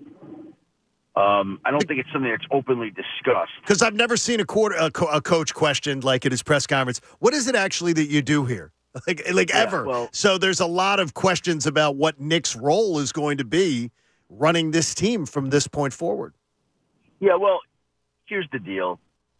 You know, there's pressure on all these coaches. There'll be a lot of pressure in that city on Nick.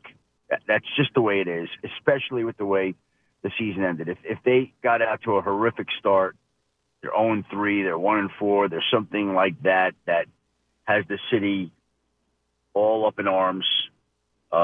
Of course, I mean, there's going to be more and more questions, and something could happen.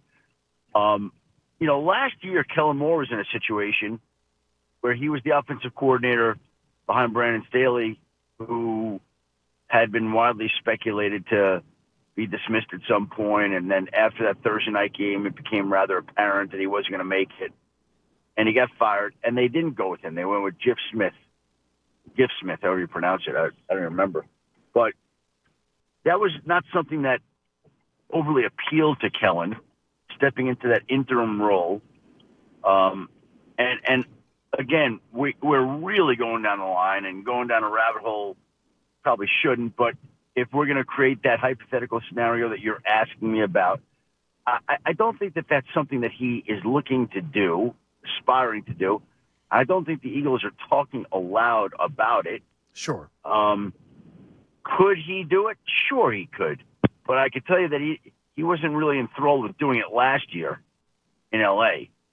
And I don't know why, if it were to come up again, he would be any more interested this year in Philly than he was in L.A.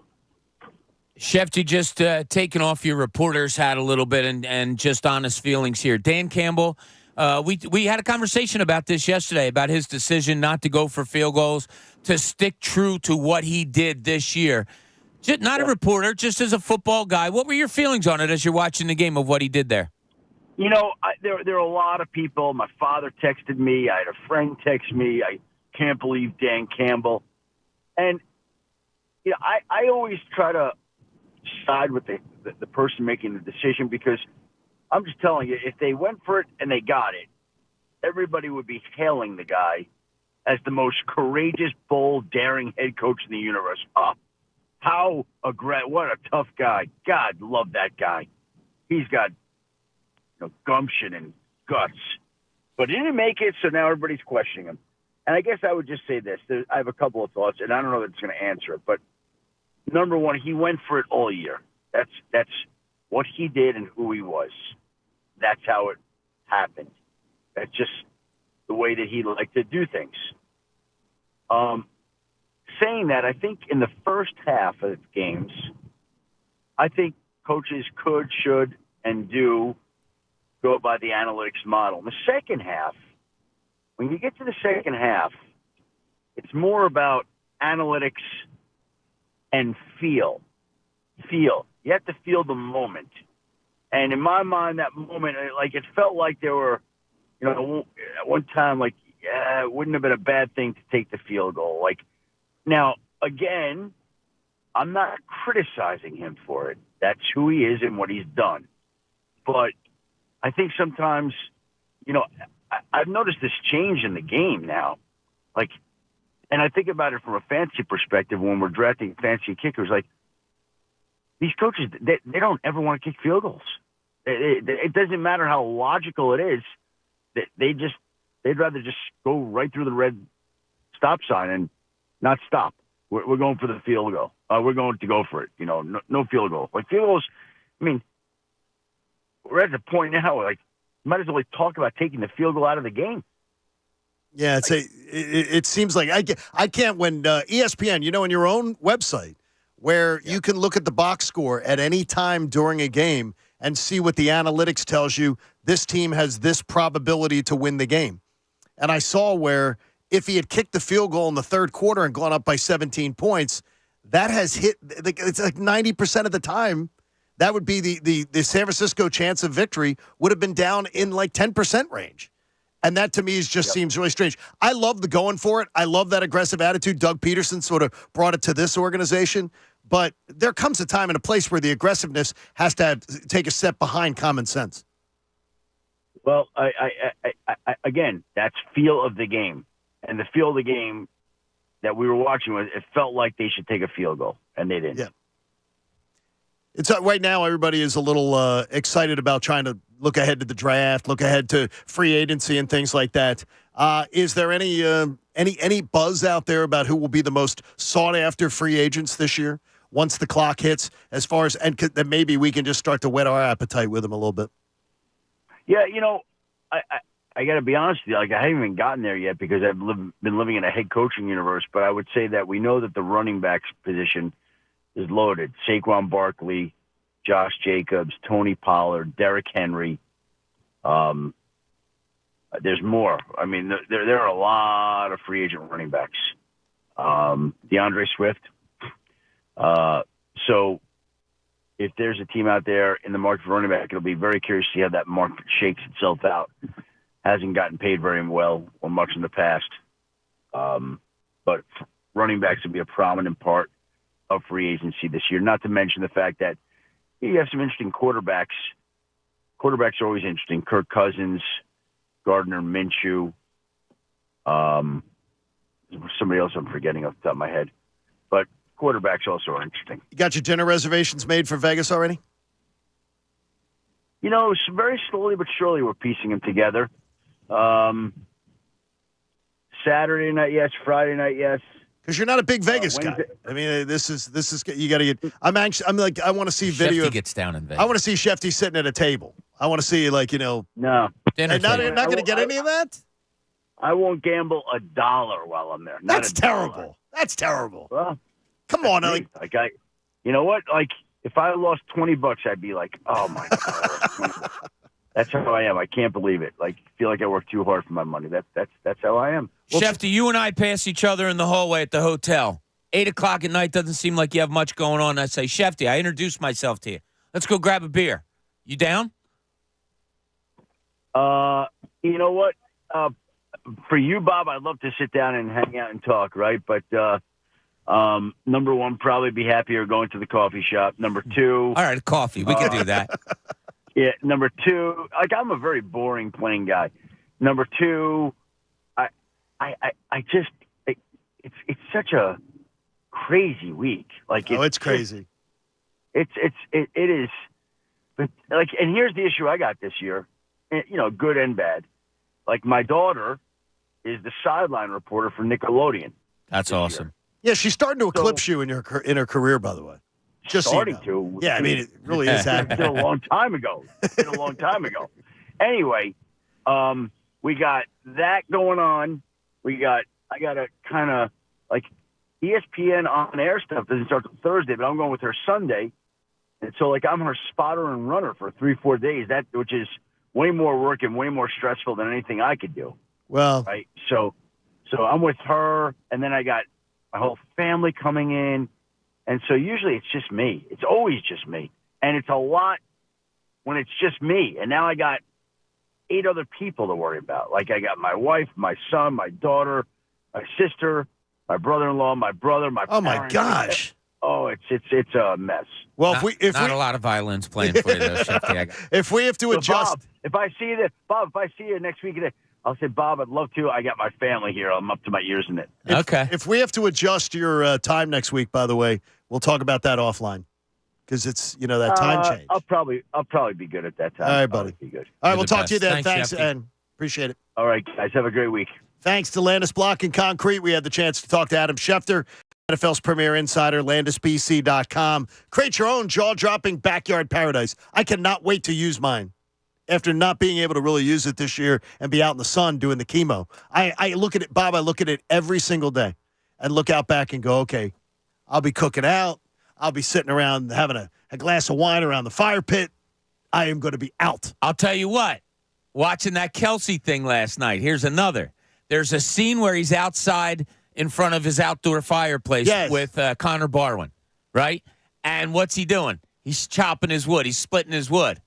Has the exact same wood splitter that I just got the other day. And you did 45 minutes of chopping wood. I did another half hour yesterday. Yeah, so listen to this, Pat.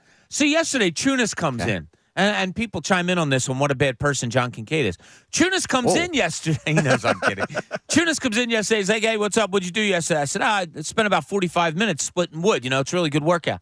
What does John say? Oh, that's the number 2 cause of heart attacks. In the wintertime. Yes. I'm like, Jesus, John, I'm just trying to get some exercise here. He doesn't want you to die. I don't want you dying. But Pat, do you know what the number, by the way, I saw this when we had the snowstorm. Shoveling snow. You knew that without even a hesitation. Oh, yeah, that's well known.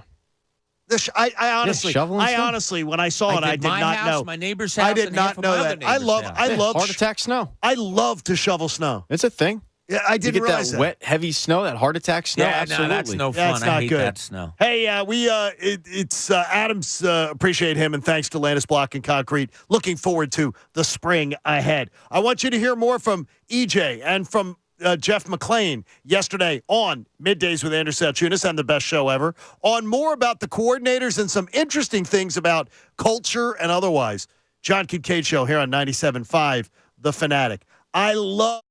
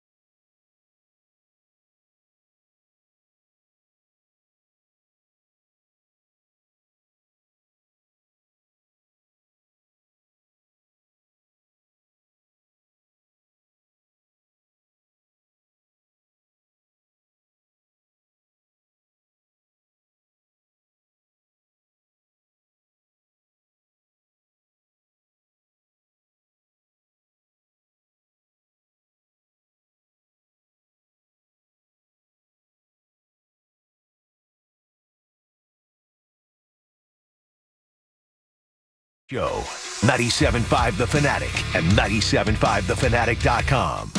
Appreciate you being with us every single day. Those of you who download the 97.5 The Fanatic app and take us with you wherever you are, it's the radio right there in the palm of your hand. We like you a little bit more, just a little bit more. And we appreciate the YouTube audience, always spirited and ready to go in the mornings. We appreciate that. Be sure to be hanging out all day long with Andrew and with Ray on the best show ever at 2 o'clock after middays here on 97.5 The Fanatic. We'll have Pat's takes coming up. And Pat's like he's scheming on these things. He knows something big's going to come up today on Pat's takes. Oh yeah. Yeah, I think he's going to have more on. Yeah, something big's going to come up on Pat today. More on Cooney's Amazon thing. I'm so glad you watched the Kelsey documentary. Yeah, it was cool. I said it to Donna yesterday, and it was like 7:30. Yeah, she did. She buckled out halfway through, only because that's what she does. But yeah, she did like it. And I went in and told her kind of what what happened was, this is odd. So Kelsey's mom's name is Donna. Right. It's little that you guys probably didn't pick up on, but I did because of this. We had a weird conversation with friends over the holidays about when you become grandparents, what do you want to be called? Yes. And what do you want to be called? I don't care. Just not ask, like bleep. Okay. I don't know. I said Pops or something like that. But Donna wants to be called Dee Dee.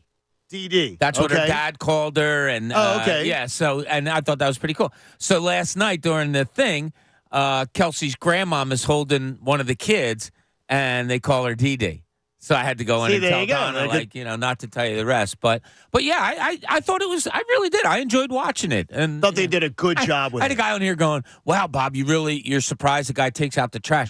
Not my point. I wasn't saying I was surprised. I said, I know there's probably some people out there that are going to be surprised, like, oh, he's just a normal dude. He takes out the trash. They're like, yeah, I like for people to see the normalcy of athletes more often. I was surprised. Got to know some baseball players well in my career, got to know some football players well. And I was shocked that at the time I paid someone to mow my lawn. And there were Major League Baseball players and NFL football players who I knew who mowed their own lawn. Sure. They enjoyed mowing the lawn. And I don't think a lot of people would ever believe that. This guy's making $7-8 million a year and he's mowing his lawn? Yeah. He'd mow his lawn. Going out there and like to do stuff like that. You're one of those people. You love to do things like that. Yeah, and I don't make $8 million a year. So, yeah, that's cool. I loved how he went to and it's something we can all just appreciate as normal people. He went up to New York to do Saturday Night Live with his brother when his brother was hosting. And he calls back home and says, hey, how's it going? And his wife's like, fine. And he's like, fine? She's like, yeah, here's the kids. She was pissed off at him that he went up to New York because it was his daughter's birthday and all that. And he's like, I'll be home by 3 tomorrow. And she's like, yeah, okay, see ya.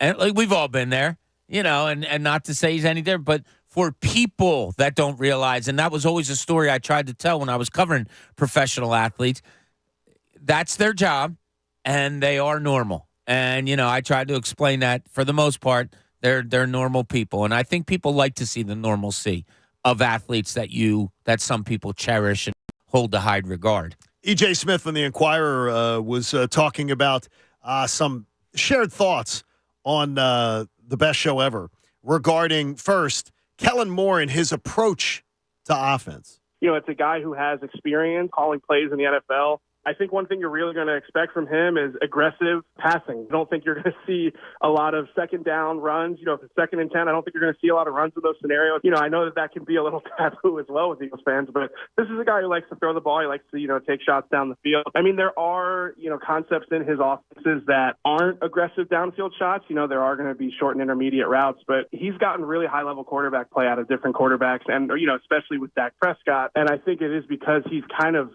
got this philosophy, this commitment to throwing the ball and being aggressive and kind of letting those, the analytical advantage you get from those types of things kind of win out. I think aggressive offense, people will like it. People like that. But I do think that there is that run the ball contingent. And whether it's loud in the stadium or from my own couch, I know I've been part of that. I don't want to see just a lopsided passing offense. I remember under Andy, it frustrated me. And he had tons of success. Yeah. The lack of commitment to running the football. Yeah, you can look at numbers all you want after a game and say, the pass to run ratio was it. To me, it's not just that. It's the feel of, why did you just have 2 series where it was 3 passing out, 3 passing out? Why is it that some things don't seem to be working and you're not looking to go to your run game a little bit more? This year, it was more of, God, your defense absolutely sucks, and they're going to be on the field for 9 minutes. Why are you passing on 3rd and 2 when you have a chance to run the ball and keep your offense on the field? That's where I look at the run game. I don't look at just the numbers of it per se. It's the feel of it. And are you giving it a try? And are you using it to your advantage as far as the whole game situation? And when your defense absolutely sucks, like it did at the last part of this year, I'm sorry, maybe I'm overthinking it, but I don't want them on the field. No. So running the ball kind of gives you a better advantage of keeping them off the field. Well, EJ was asked, what does the Eagles defense need if they're going to be a bigger force next year? Well, I think you have to look at the cornerback spot opposite Darius Slay, whether it's going to be James Bradbury or if it's going to be someone else. If you look at Vic Fangio's systems, he's had some elite cornerbacks. I mean, Patrick Surtain's the one that comes to mind immediately, but there's a long list of corners he's had in his systems that have been, top of the league type of guys. And I think, when you look at what makes his scheme go, I think an elite cornerback is one of them. And I really do. I think a weak side linebacker, that can cover, that can, take some of the dirty work and be able to handle when teams try to pick on him or, try to isolate him. I think they're going to need somebody who can run and cover. So maybe that's Nakobe Dean. I honestly think that you could see them try and find somebody in the draft or in free agency that is just a run and cover type of linebacker, because that is, again, something we've seen in Vic Fangio schemes before. So they've got talent, but overall they were too weak at too many spots defensively. And if they don't address them, it's not going to matter who the defensive coordinator is. We were discussing earlier on this show a couple, I think it was like last week, about Avonte Maddox. And I'm of the belief that they're moving on, that they're going to move on from Avonte Maddox. Pat, you were in the camp that you did not think they would. No, I don't think they will. I think he's back for sure. Jeff McClain was asked yesterday about it when he joined Andrew Salchunas in middays. His play and the amount of injuries that he's had over the last several years doesn't really guarantee him anything. And he's going into the last year of his contract, and it kind of jumps significantly. And my guess is that they're not going to want to pay him that amount of money. Now, he could just restructure it, and they offer him a pay cut and say, hey, we either release you or you take the pay cut. And that's something that could bring him back. I mean, they obviously like Avonte. They've been able to trust him in that spot for a long time. I think it's like in the 30s games that he's missed an injury or close to it over his career. And it's not like we're talking about a long-time veteran here. I had Avonte as maybe them moving on from him. If I was the Eagles, I couldn't commit to it again. It's just, and it's no knock on the young man or anything like that, but I couldn't sign up for another year of, Avonte Maddox is going to be one of our answers when he can't stay on the field. Yeah, biggest part of ability is availability, right? And it just hasn't been there with him. So probably move on, get younger if you can have him as maybe a safety guy, not the position. Sure. The circumstance. I don't know. Do you bring him back to be a starter there while you're grooming?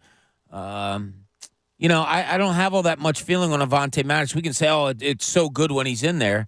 He hasn't been there for so much. I don't know how good it is when he is. And I'll be honest, I don't know. I didn't notice a huge difference when he was in there. There's a lot of optimism, a lot of pessimism on some of the moves that we've heard. People believing good things, bad things otherwise. And E.J. Smith of the Inquirer was asked about it on the best show ever. The reasons. You're going to feel up or you're going to feel down? I think the reason for maybe some optimism, if we've seen Nick Sirianni cede some control and cede some of the responsibilities that a head coach is expected to have in his first year when he gave up play calling duties, and we saw how that works. I think if you were Nick Sirianni, you'd say, look at how things went after I gave up play calling duties in 2021, and the run that they went on for that over that 2-year span when Shane Steichen was calling the plays. You have the example of Nick Sirianni being willing to his ego to the side and do what's best for the team in situations like that. And the reason for pessimism, I think, would be if you look back to Doug Peterson's tenure, we have seen the Eagles try to merge these two offensive philosophies together. This was Doug Peterson and Rich Scangarello, that one didn't work out as well. That one was a little bit harder for them to, figure out a happy medium between a West Coast system and the play action-based schemes. The combination of Nick and Kellen Moore, I think that there is, an upside there. Again, is it a top 5 offense? With the talent the Eagles have, I would say yes. I don't know if this is going to be one of the most innovative schemes in the league, but I think that they can get production. We've seen what the staff can look like with a play caller at the level of Shane Steichen. I think Kellen Moore has a chance to be that. Let's hope. That's what everybody's hoping for right now. Innovative offense. You heard Shefty, aggressive passing attack. Those things are fine. It's just going to be, there's a lot of pressure. There's a lot of pressure on Nick Sirianni and his staff to deliver. Sure. Because he's certainly on thin ice at the very least. With the fan base, he's on thin ice. Yeah, you said thin ice earlier, and I wanted to comment on it, but we got into something different. That's obvious, right? I guess it's obvious. It should that he's be on obvious, thin ice. yes. Or is the ice thicker in that they said, no, you're fine, Nick. Don't worry about it. Let's just go get a whole bunch of coaches to surround you.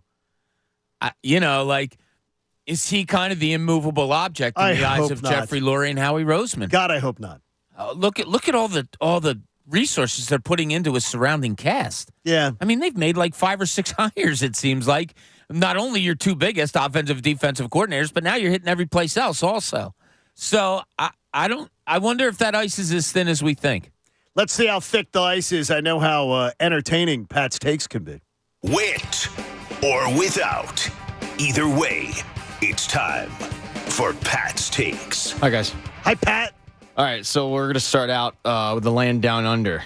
Now, we're a little under 2 months away from opening day here in the United States, but over in Australia, season is in full swing. Literally, the Australian Baseball League has, of course, you guys know, legendary franchises like. I didn't even know they had it. Oh yeah, of course. I mean, the Perth Heat, right?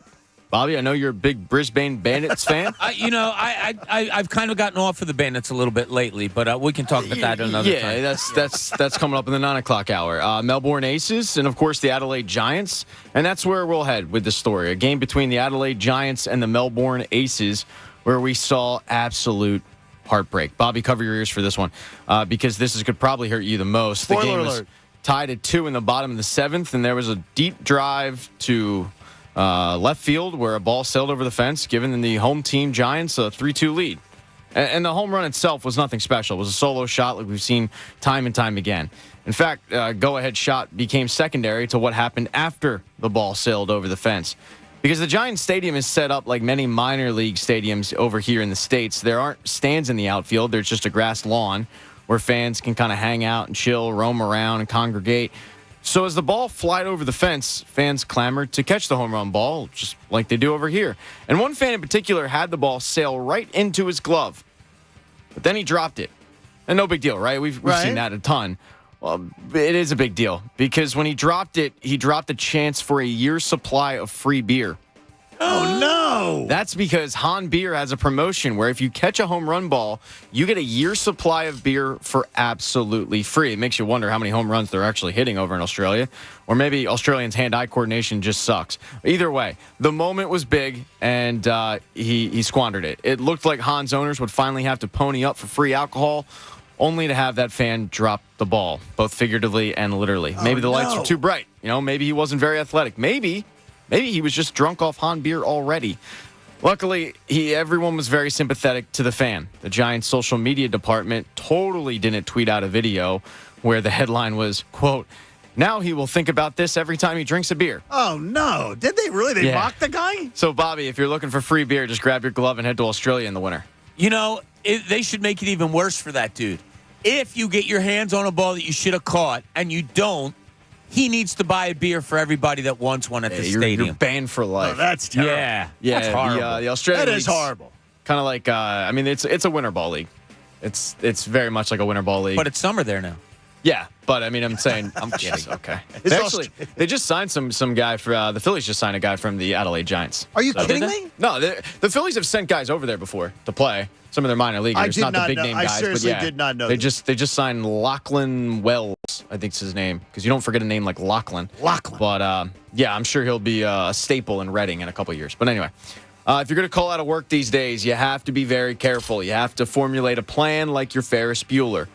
especially in today's era of social media. Look, 20 years ago, if you decided to go off to a high school basketball game on a Tuesday night, get tuned up in the parking lot, slamming slitch like it was going to be discontinued and entering the gym on wonky legs like you were Joel Embiid, you'd wake up the next day with a horrible headache and you'd go, you know what, I'm just going to call out. And unless your boss was running the hot dog stand at that high school game, your boss would just have to believe you. But today, it's way different.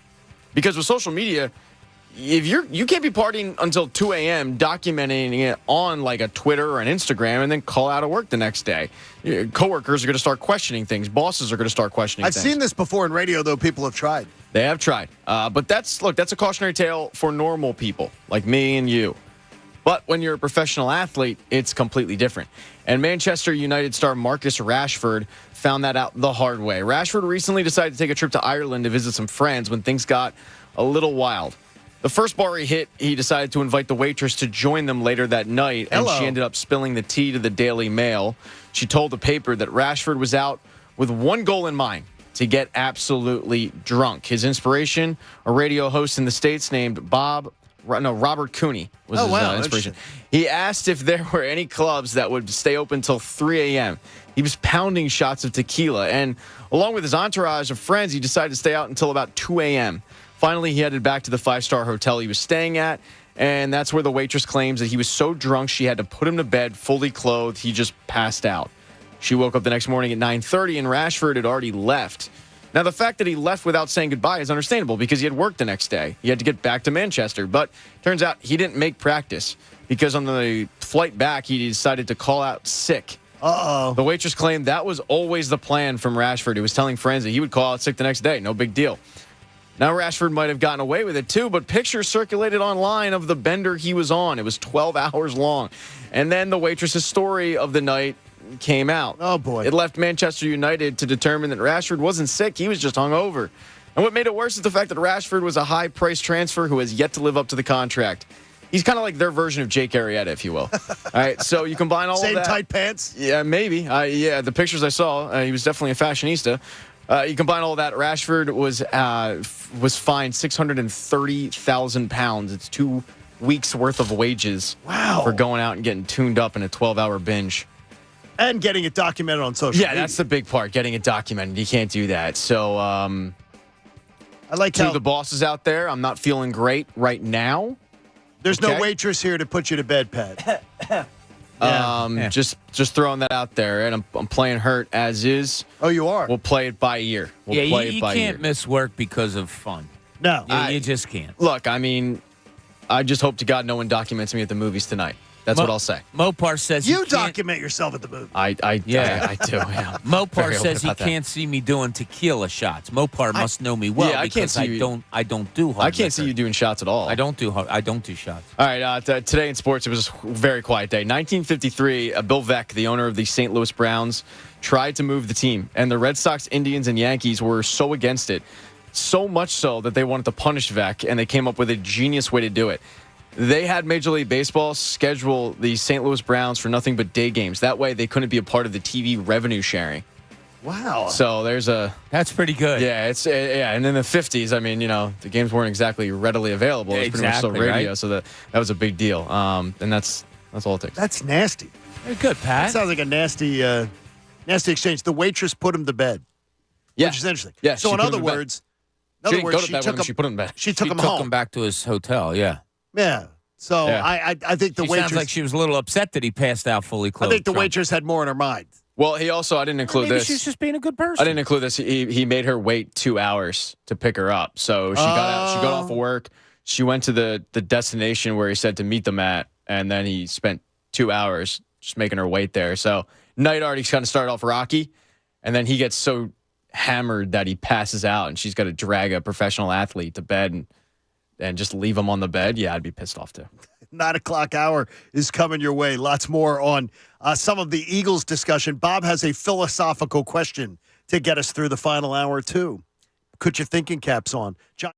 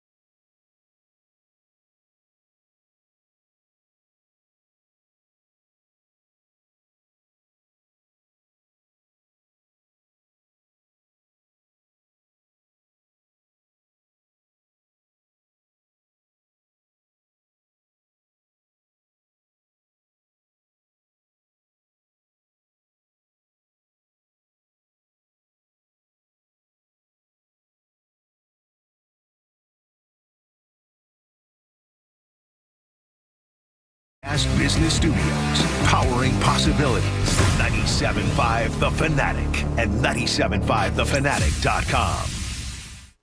The John Kincade Show with Bob Cooney and Pat Egan continues. 97.5 The Fanatic and 97.5thefanatic.com. We do have a few seats left for First Friday. If you wanted to be in on this First Friday coming up, you can go to 97.5thefanatic.com and get yourself registered, and hopefully you'll be able to be in our studio audience on Friday morning. We look forward to having you a part of it if you are so inclined. So Todd told me yesterday we have a few seats left, so if you and a friend, you and a friend get to come. You don't have to come by yourself.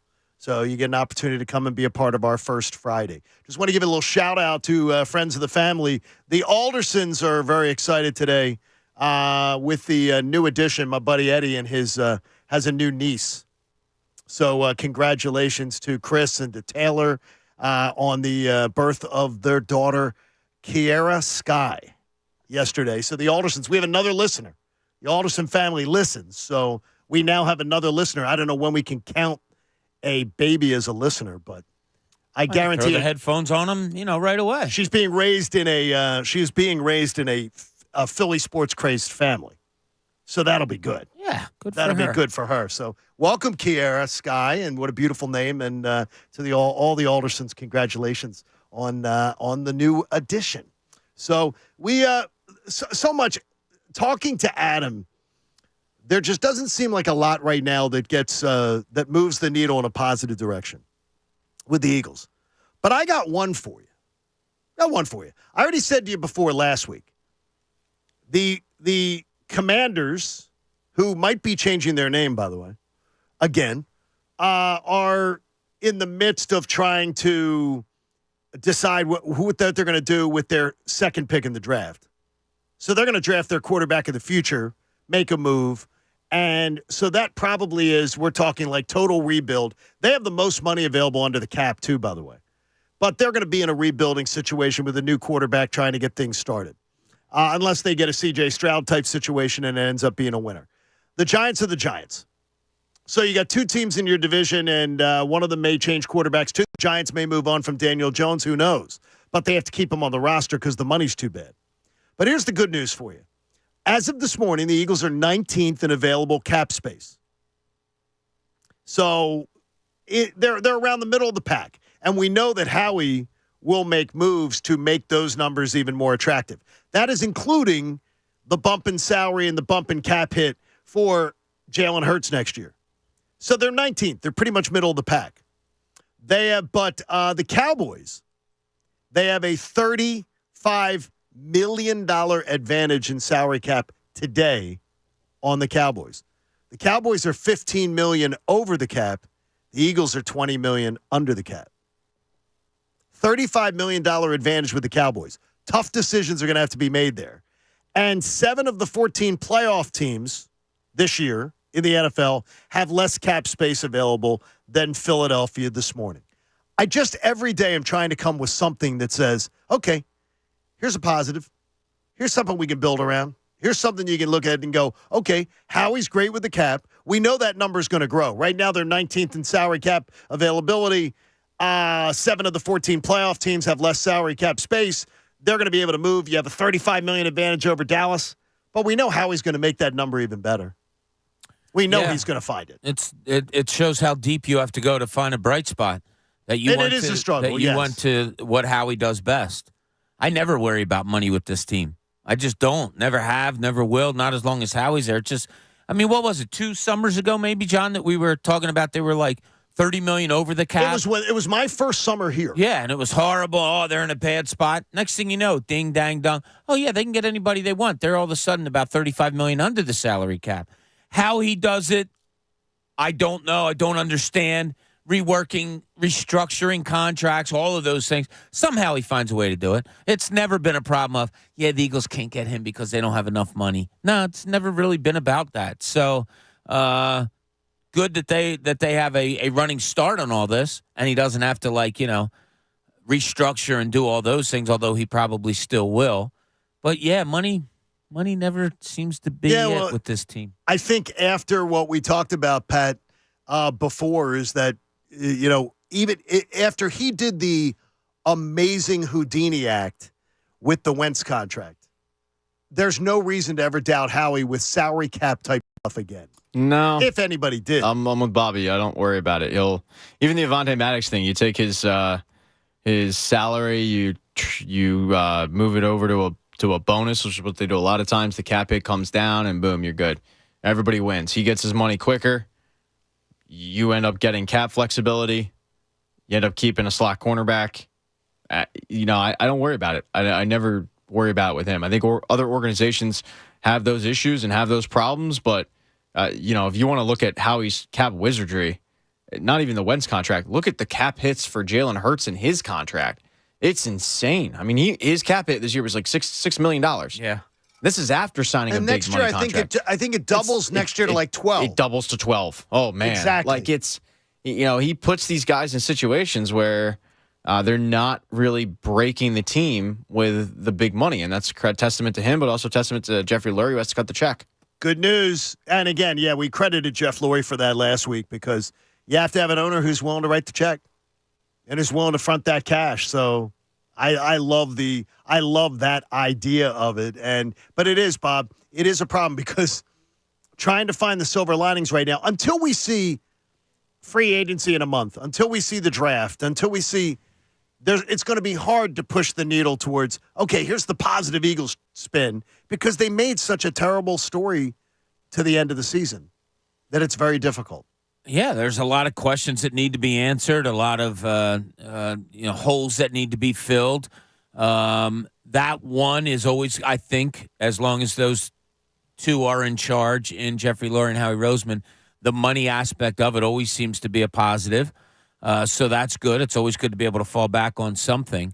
But, yeah, this is a very, very interesting offseason. And it wouldn't shock me if once the draft is done and they draft, I don't know, say 8, 10 players, whatever it is, it wouldn't shock me if 6 of those 8 of those 10, however many they wind up with, are defensive players. I think you and Jerome are on the same fence. Jerome joins us here. Good morning, Jerome. You're on the Fanatic. Hey, what's going on? It's Jarrell. But hi, Jarrell. Hey, Jarrell. Sorry about that, buddy. No worries. Hey, listen, man, I just feel like this is like the only thing that's guaranteed in life is death, taxes, and how we getting the budget right. You know what I mean? I do feel like this is probably one of the easiest spots that he's been in years, right? Like he has changed over whole rosters in a season, and it worked out somewhat. You know what I mean? And this is more like, hey, listen, you got to fix the linebacker in the secondary. He's like, oh, hold my drink. You know what I mean? This is easy for him, and this is why. He emphasized during his press conference where he's like, listen, the roster is not there. And I'm like, I believe him when he says that with emphasis, you know what I mean? So, when we talking about the coaching change and Jalen Hurts, that's another conversation. But when we're talking about roster change and getting the players that he really wants, he's going to get it. You know what I mean? So I have no concern. I think it's funny, though, Jerome, because listen to what Bob was saying there. Like, let's say they drafted 10 guys. Let's say they draft 9 guys. It wouldn't shock you if 7 were defensive players, right? Right. No, for sure. But I do think that, Howie knows his limitations. And he says, okay, listen, I'm not great at safety. I'm not great at linebacker. And this is why I think that he stays away from drafting them high in the draft. So I think that what he's going to do is he's going to do a splash play for a safety or linebacker and the beginning of free agency. Then he's going to worry about the rest during the draft and then later on in the training camp. Thank you, buddy. We appreciate you, Jarrell. Yeah, could be. I would be shocked if the focus of this front office this offseason isn't dominated by getting defensive help. Yeah, you're going to need some offensive linemen. Pending what Kelsey does, no matter what, you're going to need some offensive linemen. So they'll hit on that. Probably a backup tight end might be good for you. And you're going to need a 3rd and 4th wide receiver probably. But, yeah, majority has to go defense this offseason. Pat has harped on this, though, for over a year. And now the chickens, I guess, come home to roost, right? I guess it's chickens. The idea that there better be a lot of thought put into who is going to replace Lane Johnson in a draft. And I know we're talking defense, but we know you need to have somebody groomed and ready to go behind Lane Johnson for the future too. Yeah, I would think that they probably have an idea of which way he's leaning, but we saw them do this with a few guys with left tackle. They tried to do it with Trey, where they drafted Winston Justice in the second round, and you end up moving him to right eventually. But you tried it. Then you get Jason Peters. You tried it again with Jason Peters, and you end up drafting Andre Dillard, and you try to get his heir apparent while Jason Peters is still playing here. So the team has tried it a few times with the other side. I don't know why they wouldn't with right tackle, which lends me to think that they probably have an idea he is coming back. Yeah, I think he's coming back this year. But you need to have that guy because you don't right now. I mean, their tackle depth is putrid. They don't have it. They have no tackle depth whatsoever. So not only do they need somebody there just as depth purposes, but they do need an heir apparent because when we talk about players breaking down, Lane Johnson is one of those guys. He plays a very physical style. His injuries have piled up. He's always dealing with something, and I don't want to think about Lane Johnson retiring, and then they're sitting there at pick 27 one year, and it's like, all right, well, now we got to fill the right tackle spot, and you're getting the third or fourth best tackle in the draft because you weren't prepared for this. They have the draft capital this year, where if they wanted to fill that role and then get the heir apparent, they probably could trade up and get a top right tackle. Sure, they could. I don't know who it is, but they probably can move up to the teens and get a pretty damn good one. But they need to figure out what they want to do there because you need to have a contingency plan in place for the best right tackle in the game when he eventually, sooner rather than later, leaves. 9 o'clock hours brought to you by the Bagster. It's a dumpster in a bag. You can get yours today at Home Depot and Lowe's. For details, go to bagster.com. There's been a lot of discussion about the coordinators and those hires and one of positives, negatives about how things. It seems like it's being well received around the NFL. Yesterday, the Eagles got an NFL Live discussion. The Eagles got a real good grade for their coordinator hires. But you have a little bit of a concern, Pat, and you're wondering if you're ridiculous. Well, we think you're ridiculous most days anyway, so you didn't even have to ask that. But you have a concern about the coordinator hires. Not coordinator hires, the position coach hires. Oh, the position coach hires. Okay. So they hired Clint Hurt. They hired another guy who's going to be your secondaries coach. And most of the time, let's be real, we don't know the name of these guys. They get hired. We mention them in an update. We look at their resume, and then the season comes along, and we don't think twice about them. You probably can't tell me who the wide receivers coach is right now, even though he's been the wide receivers coach on the team for a while. Can't probably tell me who the quarterbacks coach is, running backs coach. Like, it's just that's the job. It's kind of out of sight, out of mind.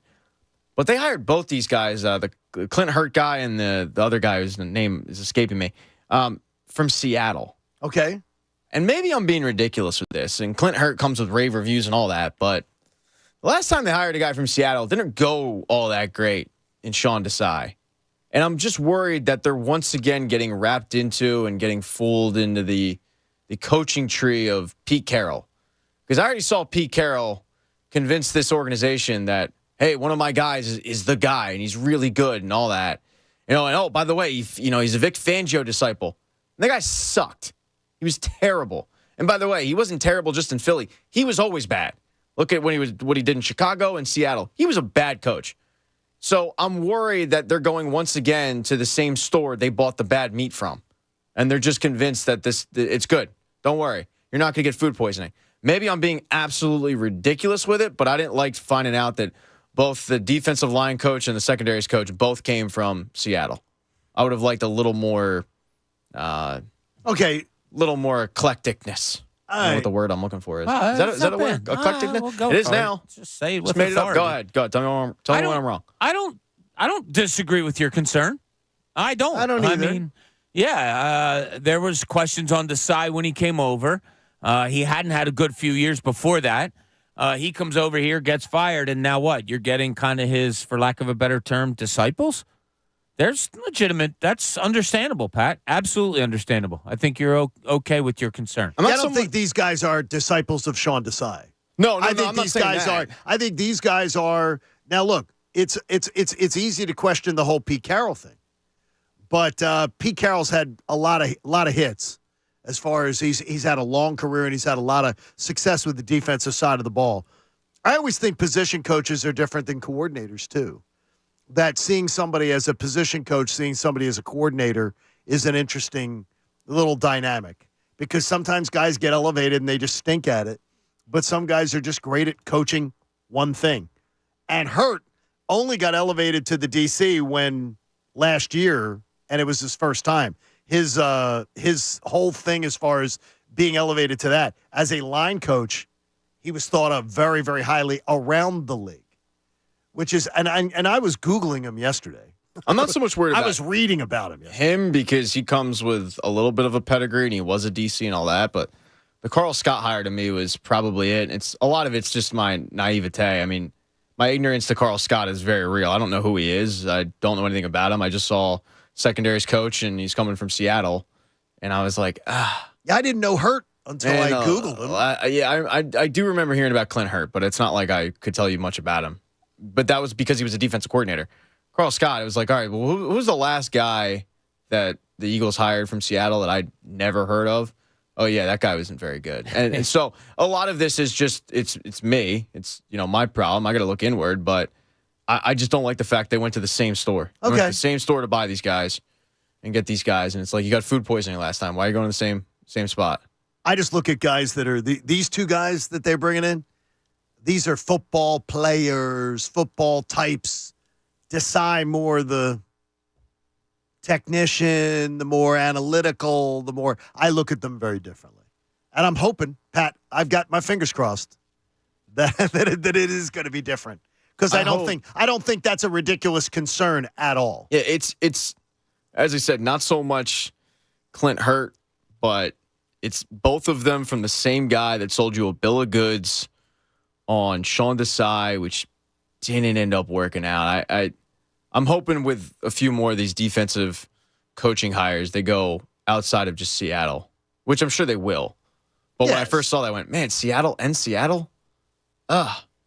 Yeah, it does somewhere else. Yeah, it does seem like and there's. I'm surprised Vic hasn't brought anyone from Miami, by the way. He reportedly will. Yeah, and that's the thing. I'm sure he Reportedly, will. secondary, I think, is going to go that direction.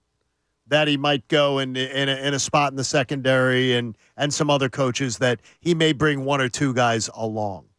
But I've been reading about all these guys because you don't know. You make up the good point. I don't know anything about Clint Hurt. Most of the time you don't. Nothing. I mean, honestly, I hadn't heard the name. I remember seeing him on the sidelines, though, and I thought he was a strength and conditioning coach. Like, I'm like, man, that guy looks like he'd be the guy getting you in the weight room. To my point, Aaron Moorhead's been here for four years maybe as the wide receivers coach. I mean, I can picture him. I can picture his face. I had to Google Eagles wide receivers coach to get the name. Most of the time, you just don't know their name unless they're being spoken about as a future coordinator, head coach. Like we started hearing rumblings about Brian Johnson, 2 years ago, and the relationship with Jalen Hurts and all that. If they're not being spoken of in that ilk, then we don't know who these guys are most of the time, and we don't really want to know who they are because it's kind of like offensive linemen. If you hear their name, it's usually not for the good. Good point. I mean, Michael Clay was that a year ago. Michael Clay. It's like we're Googling Michael Clay because the special teams was so bad. And he was the guy I wanted fired, by the way. And the only reason why we know him this year is because we spoke so much about him last year. Because he was good. He was good. He was good this year. He was great this year. But last year he was bad. So it's like you're Googling like, hey, who the hell's in charge of the special teams? It's so bad. Michael Clay, and then you say it three times like Beetlejuice, and then it's in your vernacular. You seem Bob distant on this one. Like it's a. I don't know anything. I'm not going to lie. I don't know anything about these guys. Yeah, we don't. I don't. Good, bad, indifferent. What did they do with Sean Desai in Seattle? All of those things. I don't. Sorry, I don't. We can read all about it, and until I can hear from these guys what they want to do, who they want to do it with, all of those things. I'm not going to correlate how a D-line coach did in Seattle and what he might be able to do here with Jalen Carter and Jordan Davis. I don't know. It's not even so much for me that I don't know. It's not like that they have Desai stank on them necessarily. Like I don't think they were working under Desai. It's more about you're coming from the same place. You're being talked up by the same guy that convinced you to go with Sean Desai. Like, I'm not going to a car dealership that I bought a lemon from. If I bought a lemon and I need a new car, I'm not going to that dealership and talking to that same car dealer and being convinced, no, I know that one was bad, but this one's really good. Probably going somewhere else. And I don't mind you hiring a former defensive coordinator to be your defensive line coach. That's a smart move right there. The secondaries coach, that one I kind of scratched my head at. But once again, he might be the greatest coach of all time. He might be that guy, Might be Pat. future Bill Belichick, and this is just Sean Desai PTSD speaking. What if you hired an offensive line coach to be your DC? I mean, that's been I can't even make fun of it because the greatest football coach in the NFL thought that was smart. I didn't hate that move at the time. Sometimes you didn't hate it? No, I didn't. Yeah, I thought it was stupid. I mean, look, I was young and naive, but I liked the idea of, at the time, he was the best offensive line coach in football, and I thought, all right, at the very least, he'll know how to formulate a blitz because he knows how to stop him. I understood the thinking. I did. In a weird way, I did too. Yeah, that's what I'm saying. Like, I defended it because it didn't make a ton of sense, but I went like, okay, like he has been studying how to stop this. He should be good in at least this one area. Like our old friend Trey Thomas. I don't know if he was helping out with the Eagles D-line or he was somewhere else, but I think he was linebackers, right? Yeah, he was talking about coaching defense, and he's like, I've seen everything. I've seen everything a defense does and can do.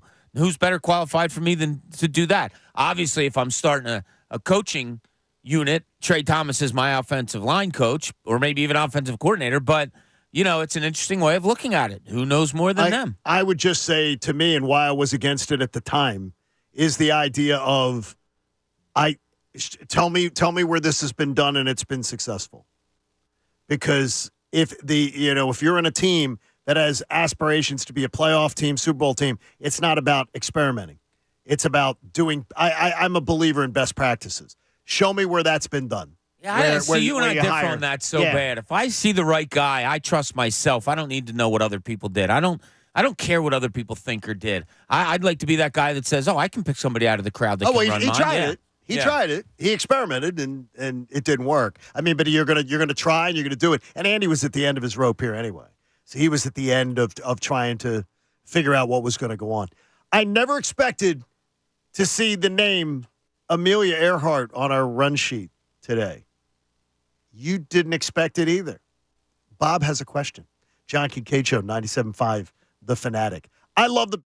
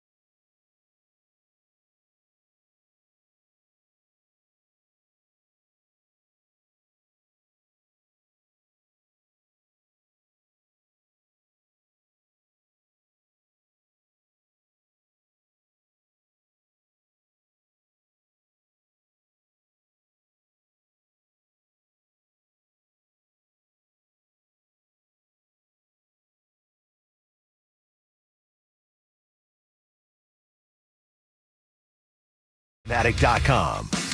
Andrew Salchunas and Ray Dunn will take you through the middays today coming up. And then the best show ever in the afternoons. You don't want to miss it.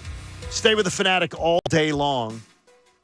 We're obviously going to await news. And Bob, with the Sixers traveling, having to, and they've now traveled on to Utah, I'm sure. Or they may have flown this morning. They may fly this morning. I wouldn't know. No, they usually go after the game. Yeah. Okay, so when do you think we'll find out anything on Joel Embiid with this MRI, or do you think it will be something that they sort of keep close to the vest? Traveling makes it different. If it's home, it's a lot easier. Yeah, my first thought was, does he go to Los Angeles to get it done? Because a lot of times, you'll go to the bigger cities to get stuff done when you're on the road. So I don't know. Maybe he travels to L.A. today to get it done. Maybe he got it done last night in San Francisco or early today.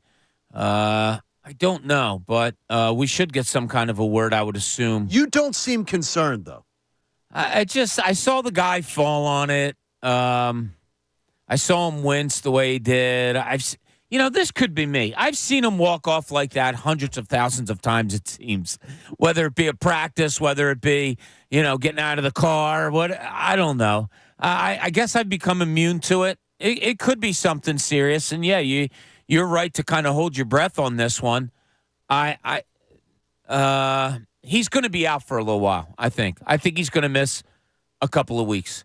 At least that's just what I'm thinking. That's just your gut instinct. You're not reporting. You're just saying, hey. No. I just think that we'll see. Hopefully, this doesn't show up anything. Like I said, talking to a source in sports that's a trainer, you could pretty much find anything if you wanted to. Do they come out and say there's a meniscus tear in there and that they're going to rest it and try to come back with it? Is he going to have surgery? I don't know, but I will say.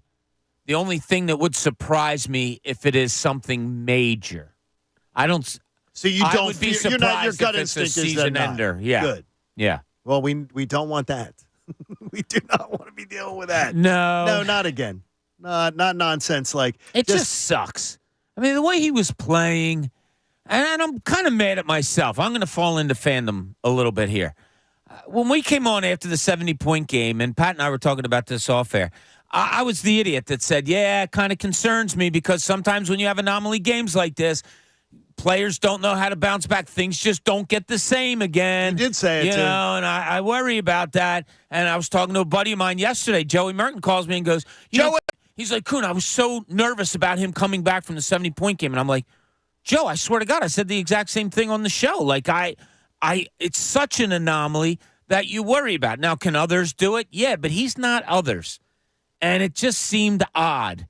And, God, I hope this isn't a byproduct of it somehow, some way. So stay involved all day long with the Fanatic. If anything comes across with Joel Embiid, your flagship radio station of the Philadelphia 76ers will have it for you all day. There's still a lot of fallout, and we have a amazing discussion coming up, something that I didn't expect to be getting into today on the last day of January. But I want to get Malcolm in here. Malcolm, good morning. You're on the Fanatic.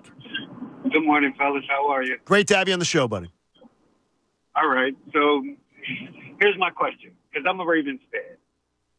So I listen to you every morning, and I hear a lot about Sirianni. Yes. He's been with the team, 4 years now? 4 years? This will be his fourth season coming up. He's been to a Super Bowl, had amazing records. My coach has been with us for 16 years. John Harbaugh. Yes, John Harbaugh, he's been there, one Super Bowl. So he hasn't been there in 11 years. How would your fandom be if that was your coach? I don't think that he'd last here that long with that record. Yeah. I really don't believe. I don't believe this market would accept that. I would accept John Harbaugh as my coach tomorrow. Okay. But I don't believe this city would accept that at all. No, I don't think that would be good. I feel like, because I live here, so I'm an Eagles fan by default. Sure. The collapse was a little bit better than completely changing your whole game plan for an AFC Championship game. Yeah, that was strange. That was a little bit odd. I'm sure they're going to be talking about that. Your family will be talking about that down in Baltimore for a while. Yeah, oh yeah. I haven't even really gotten in touch with them all that much because I don't want to. You know That how morning it is. period? Yeah, I don't need the. In Harbaugh's 16 years, 10 of them, he's won 10 or more games. 2 times he's won 9, and another 2 times he's won 8. It's 2 losing seasons? Yeah, 2. He had a 5-11 year and had an 8-9 year. I don't know years that ago. he would last here, though, that length of time in this market. Well, he's Andy Reid-like, I guess, Yeah, right? very much so. Yeah. But he's got he has a Super Bowl to deliver, though. He's already got that one that in his back pocket that he's already got. That. Yeah. You know, so but that that's a long buys time. him some, it is a long time, yeah. But it's funny. It's like, well, what do you want out of a coach? Like the guy's gotten you 13, 10, 11, 14, 13, 11. You're like, when you're winning that often, what like, I don't know what more you can try to get there. Every time I say that how much like Mike Tomlin is somebody that I just really look at as a coach that if I was owning a team, I'd be really looking at a Mike Tomlin type. I like Tomlin.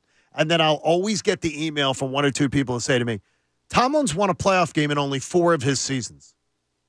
Yeah. And he won a Super Bowl a lifetime ago. Like, what do you like? What do you like so much about Tomlin? And I always say, I don't believe Mike Tomlin would be the Eagles coach. I think he would have been gone by now. I think John Harbaugh, if he was the Eagles coach, would have been gone by now. I think this city is different. I think this city eats their young. I mean, by nature. And so it's a much more, there's a much more immediacy and a ferociousness to the critique in this town. Yeah, I don't know why. Like, let's look at the towns. It's not like Baltimore's rolling over and winning championships in basketball, baseball, hockey, if you're going to surrounding areas. Pittsburgh, no, certainly not baseball. Not the Pirates, and the Penguins have fallen off significantly as far as the so Cup you can wonder vary. about a patience of a city. Well, people look at Philadelphia and say, yeah, you won a Stanley Cup in 75. You won an NBA championship in 83. Yes. You've won 1 Super Bowl in 58 years. Should we be patient or should we not? I don't know. It's weird. I heard the preview today for Andrew's show. Looking forward to it today in midday. Talking about why don't we get a dynasty here? Dynasties are hard, man. Well, first of all, very few people get dynasties in any sport, but patience is required for a dynasty too. Like you have to, there are certain moves that have to be made and certain levels of control that have to be given up. I believe for dynasties, you have to have powerful coaches. We don't have powerful coaches. You have to have a culture. Yep. You have to have a culture. And a lot of you people out there know what I'm talking about. Some might not. It's when you walk into a place, you feel it. Like Boston, the Celtics earlier, in my career. When you walked into Boston, you could feel it. Golden State, when they were going through their run, once they established that, you could feel it. No better place could you feel it than San Antonio. And you're talking about players wanting to be around because they know what a culture it is. In a small NBA city. Yeah, it's just something you feel. And look, you can feel it in high schools. You can feel it in colleges. Like Villanova had that culture with Jay right there. Yeah, they used to. It was just there. And Temple had a culture with John Chaney. For 2 decades. Yeah, not that we're on the national prominence going to win a NCAA titles here, but Duke probably has that culture also. It's a feel that you have, and it's not just great players. It's more than that, and it's hard to get to. Hey, cousin Ryan, the fireman's with us. Good morning, Ryan. What's going on, buddy? Good morning. How are you? Good, buddy. I want to chime in and say, this is Philadelphia. We do what we say we're going to do. So if you're not going to do that, then get out of the way and get someone in here that will. So do you think Tomlin and Harbaugh would have been fired here in their tenure? I can't speak to the hypothetical, but if they didn't like it, you would definitely see them gone very quickly.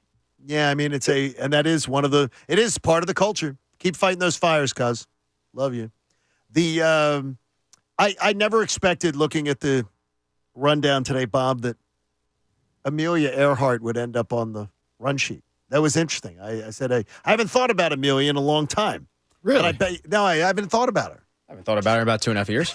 It's been a little Why bit. 2.5 years, Pat? Oh, because 2.5 years ago, I was laughed on this very show for saying that they discovered Amelia Earhart's remains, and I remember someone named John Kincade and Jamie just laughing at me saying, no, we would have found out. But go ahead. No, It's never been proven. Okay. Well, I mean, it hasn't. Okay. I mean, they could do DNA. They did. They found remains in 1940 of a woman's remains on a very remote island about They did. 100 miles where she was headed, and it was a female white woman found next to a pocket knife, windshield glass, and a cosmetics case. So I think the mystery was solved, but You think the mystery's solved now, Bobby? I was laughed at. Now, I'm not talking about her remains. I'm just talking about recently there's been evidence that they may have found her plane. Correct. Somewhere between Australia and somewhere else, which was along her flight path. But all it leads me to ask Pat, not to get you, mystery solved maybe that they found her plane. What are some sports mysteries that you would love to have answers to? Now, John, I thought of you I have one. on one of your things that you bring up often, and that was the Patrick Ewing going to the New York The Knicks. frozen envelope. That you feel that was all planned out Yes. and going there. So we'll take that one off the board because you have mentioned that many times before. What is your other one? I absolutely believe that Michael Jordan was suspended.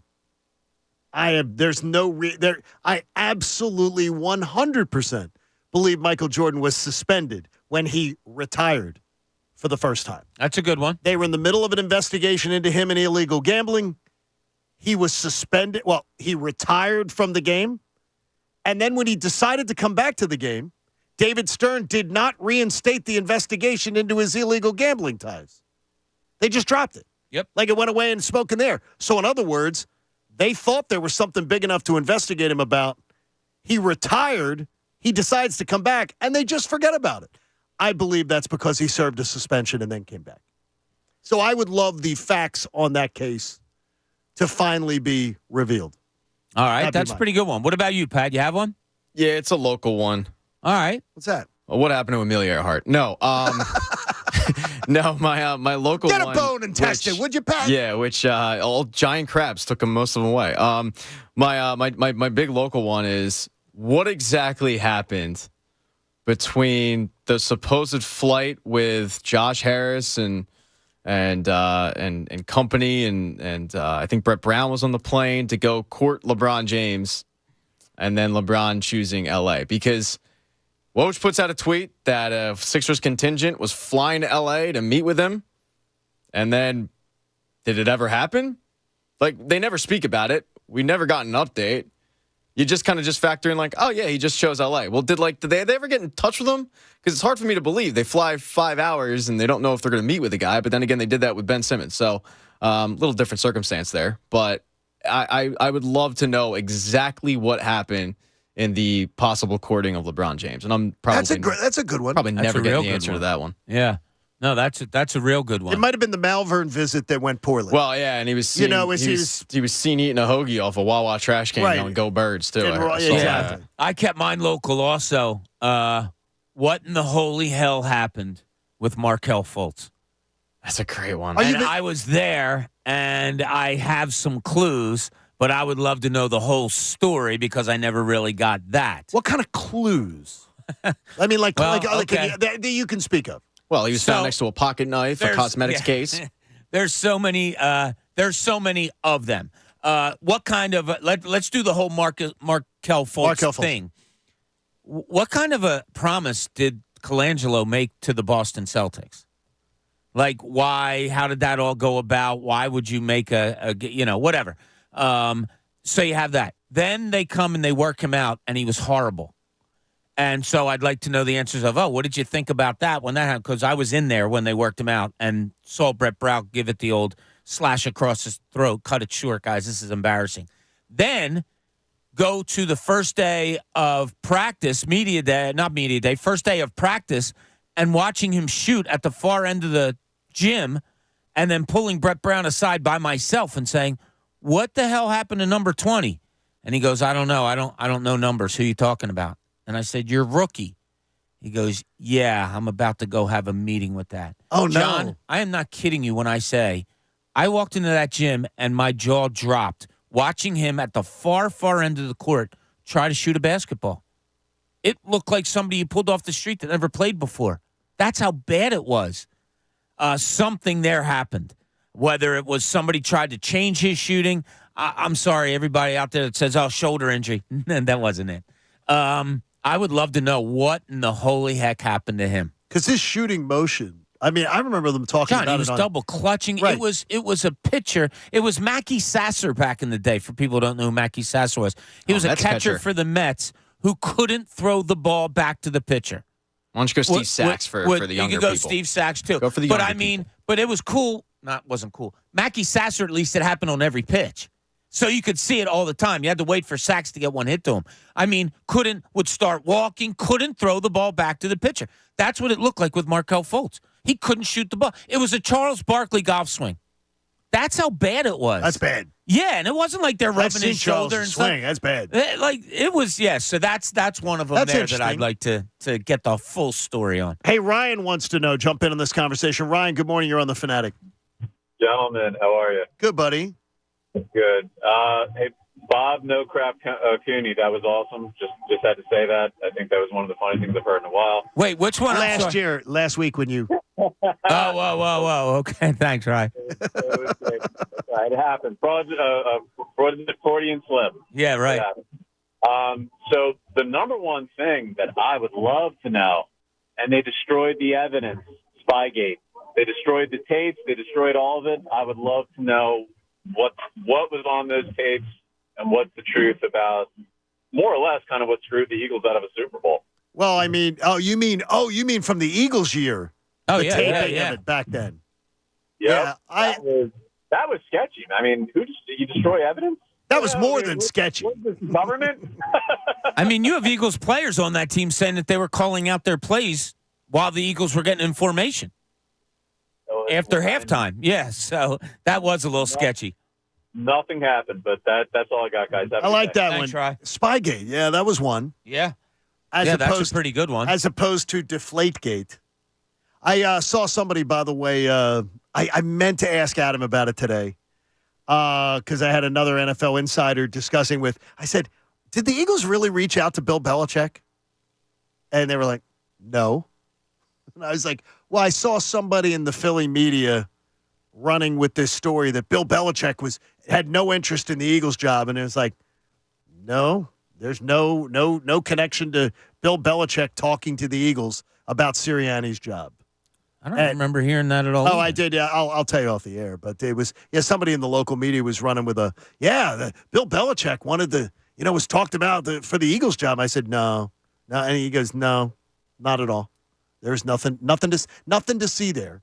Don't add into that story. So, but that is one of the mysteries here. And Pat's going to do a little CSI on Amelia Earhart for us. I'm getting to the bottom of it. You should get to the bottom. I'm going to that island. Well, it's funny. Just one thing. One of our listeners already chiming in on that, going, if it was true, Pat, that was Amelia Earhart's remains, the plane that they're talking about finding is way off of where those remains were found. Yeah, there's absolutely currents or crabs. Look, it's a remote island in the middle of nowhere, and a woman fitting her description's remains end up there. It doesn't take much connecting dots to figure out who it is. Have you seen she didn't visit? Have you seen CSI? I watched a couple seasons. I liked it, but then it became very repetitive to me. Well, there's one in every city. Yeah. CSI Shreveport, that's when I was like, I'm out. Yeah, Shreveport was not good. It just wasn't. It lacked its luster. Lorenzo Lamas tried, but it just he missed the boat. All right. So, and I'm honestly asking a question for you guys to educate me. Why is it important to recover this plane? I think it's history. Yeah, you put to bed in history. So I've been fine in my life here on Earth, not knowing where her plane was. I got to be honest. But here's what hit me. So on the national news last night, they announced it, and they're going to get teams together to get out there and try to retrieve. You know how many millions and millions of dollars are going to be be spent to do this? Yeah, but who's paying for it? Yeah, but it's not the government's not going to pay for it. If the government's not paying for it, talk about throwing away money. What, to find an airplane that crashed? How many years ago? 70 years ago? So were you the same way with the Titanic when they found that? Yeah, did you like my life's fine. I don't need pieces of ship. Of course, it was. What did you just say? Bob, are you cursing again? No, Pieces of ship? Oh, pieces of shit. I mean, it was the last movie I saw in the movie theater, so it does lend to that. And if they make a movie about Amelia Earhart's plane being at the bottom of the ocean, maybe I'll go see that too, But Pat. what you just said, right? It's not going to affect me and blah, blah. That's just about everything in life when you think about it. I mean, anything but like I asked you guys, I said, why do you need it? Why do you need it? Oh, it's part of history. That's a part I can do without, to tell you the truth. Well, anything that they cool. teach you, I think it's kind of cool. Yeah, they find the plane. Like, I mean, to me, I think it's. How about this? Nothing. Nah. You're the guy that, like. Amelia didn't do it for me, Pat. We found Pompeii, and you're like, yeah, whatever. I mean, you know, it was under ash. It was, it's my life doesn't matter. I didn't need I got a high school basketball game to go to. Look, I feel bad for the people. The volcano went up. Now, what about her family? No, that still fascinates me. What, like Pompeii? remains and all, and yeah, if you read all about that and go back and dive in, that is pretty incredible. What about her family, though? Do you feel for them that what are they going to feel better? Who's in her family? Like people that never met her that are still alive? It could be. I mean, it could be a grandchild. It could be someone like that, or if they could be a niece and a nephew. Could be alive. If it was somebody that, so let's see, in 40 her plane crashed, so it'd be 30, so they'd be approaching 100. Yeah. No, a niece or a nephew wouldn't be 40. They had to have met her, I said. Oh, okay. Oh, to have met her. Yeah, okay, yeah. I mean, yeah, you can talk to me all you want I about don't my put that grandparents. I never met them. I don't know. See, now the thing is, I never met my both of my grandfathers. I'm fascinated by both of them. Like one of them, I went back and did the lineage on my one grandfather, my mom's dad, and educated my mom on stuff about her dad that she didn't know, doing the 23andMe. We don't know all the different things about families and stuff like that. Like I'm fascinated with that lineage stuff. I've done the 23andMe for both sides of the tree, looking at relatives and finding that kind of stuff out. So I would imagine that there's some people who might be interested. But like think about it. The whole genesis of this topic was what's a sports mystery, right? Would your life change if you found out what happened with Markelle Fultz? No, I just wanted to. That's know my point. Answers, is like, but millions of dollars wouldn't have to be spent. I'm just going to have to. You don't know that. I'm just going to have to make a phone call when somebody retires from the league, and then find out the true answer. Like people here is like, explain better this Patrick Ewing theory. You forget that this is really long ago, 1985. What, the frozen envelope thing? It's the 1985 draft. So you're figuring that if anyone under 39 years old wasn't alive for it when it happened. I mean, I wasn't alive for it. I'm well aware of it. But the idea was, Pat, one of the things is that, do you realize the strange thing about it, though? That why there's such suspicion about it? Because Ewing it was the first draft lottery. Correct. He was the and he was the consensus number one pick. Yes, and they decided to have a draft lottery the year that Patrick Ewing was coming out. And just coincidentally, he ends up, and every team has the same chance. And they put those envelopes in that big tumbler like it was dialing for dollars, and that's an old reference that you would never even get that one. But it's as old a reference as that draft lottery that they have the bit and they pull out the envelope. It would have been very easy to fix that. I never bought into that one. I honestly got most sports conspiracy theories and most conspiracy theories in general I don't buy into, but I understand why there is because we don't want to, possibly. We want our sports to be pure and true. Well, there was a good show. I don't know if it's still on, called Adam Ruins Everything, that goes into conspiracy theories. It's a great show. And the conspiracy theory thing that they went into is when something is shocking, you immediately go, your brain can't process it, so you go like, that couldn't have happened. There must have been an ulterior situation. That's why when a tragic event happens, when a shocking event, you'll have conspiracy theories pop out. Not that the frozen envelope situation was conspiracy theory, but yeah, I mean. Well, I think a team in a major market. It is a conspiracy. No, I should say that moment isn't a shocking, incredible moment, horrific moment. But yeah, the team in a huge market gets the number one player. Like, yeah, I understand why people are going to point to that and go, that's a little fishy. I personally think it's, everything was on the up and up. But what the hell do I know? Until I talked to the commissioner at the time, which I'm not going to get a phone call with the man. He's dead. He's dead. I'm not ever going to have that chance. I know. He might be on that island with Amelia. I look at, I hear discussions by different age groups about different stories, and I always find it fascinating. Yesterday, Middays is great with Andrew and with Ray Dunn. Ray Dunn, excuse me. Ray Dunn. Right. As I'm spitting that out. Good kid. They were having a discussion about how Embiid is perceived versus how Iverson was perceived. And they were like, why did Embiid gets all this critique and gets all this, and Ray loves to use the word hate. And I'm like, I'm sorry. I do not see the hate for Joel Embiid. And it might just be the use of the slang word of any critique now is counted as hate. But it's that, or that sports hate. But the idea, I don't feel that for Joel Embiid. But the idea is, I think they're completely different stories in the town. One, a hugely dominant figure. One, an incredible underdog type figure, of a guy like Allen Iverson. One, absolutely rugged, knockdown, get up every time, dust himself off. One, a little more dramatic about every single thing that's ever happened to him on the court. And that's not saying he isn't hurt or hasn't had reasons to be hurt. Both of them totally different approaches. And one gave us a signature moment, a run. And a sports run can endear yourself. The 93 Phillies are loved in this town. They didn't win a championship. They won the national championship, National League. But they are endeared because of that run. Allen Iverson put a bad team on his back and gave us a run to the finals and gave us a 1-0 lead in the finals. He gave us that moment that's burned in, whereas Joel Embiid hasn't given us anything like that yet. Yeah, well, I think the biggest – I'm sorry, Pat, real quick. I think the biggest difference is Iverson played through pain, and you saw his pain, and Embiid misses time due to pain. Yes. I think that's your biggest difference right there. And I hate that. I hate that for Embiid because I don't ever look at Embiid as soft. Either do I. No. And I think it's just a different day and age in basketball where guys are more likely to sit out because of medical staffs and because of load management, all that. But like Embiid's gutting it out last night, and he realized pretty early on, like he really didn't have the shot. And at one point, Stan Van Gundy, I'm surprised he gave him a compliment, and he aptly said, Joel Embiid should have like 10 assists by now because he's dishing the ball around and he's finding open guys. They're just not hitting the shots. But he was gutting it out. Like, he shouldn't have been on the court.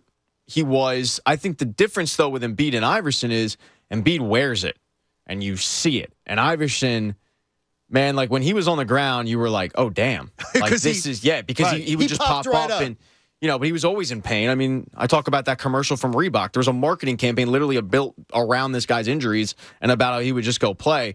But Joel Embiid's playing with broken faces, torn ligaments, torn knees. Like, he does play.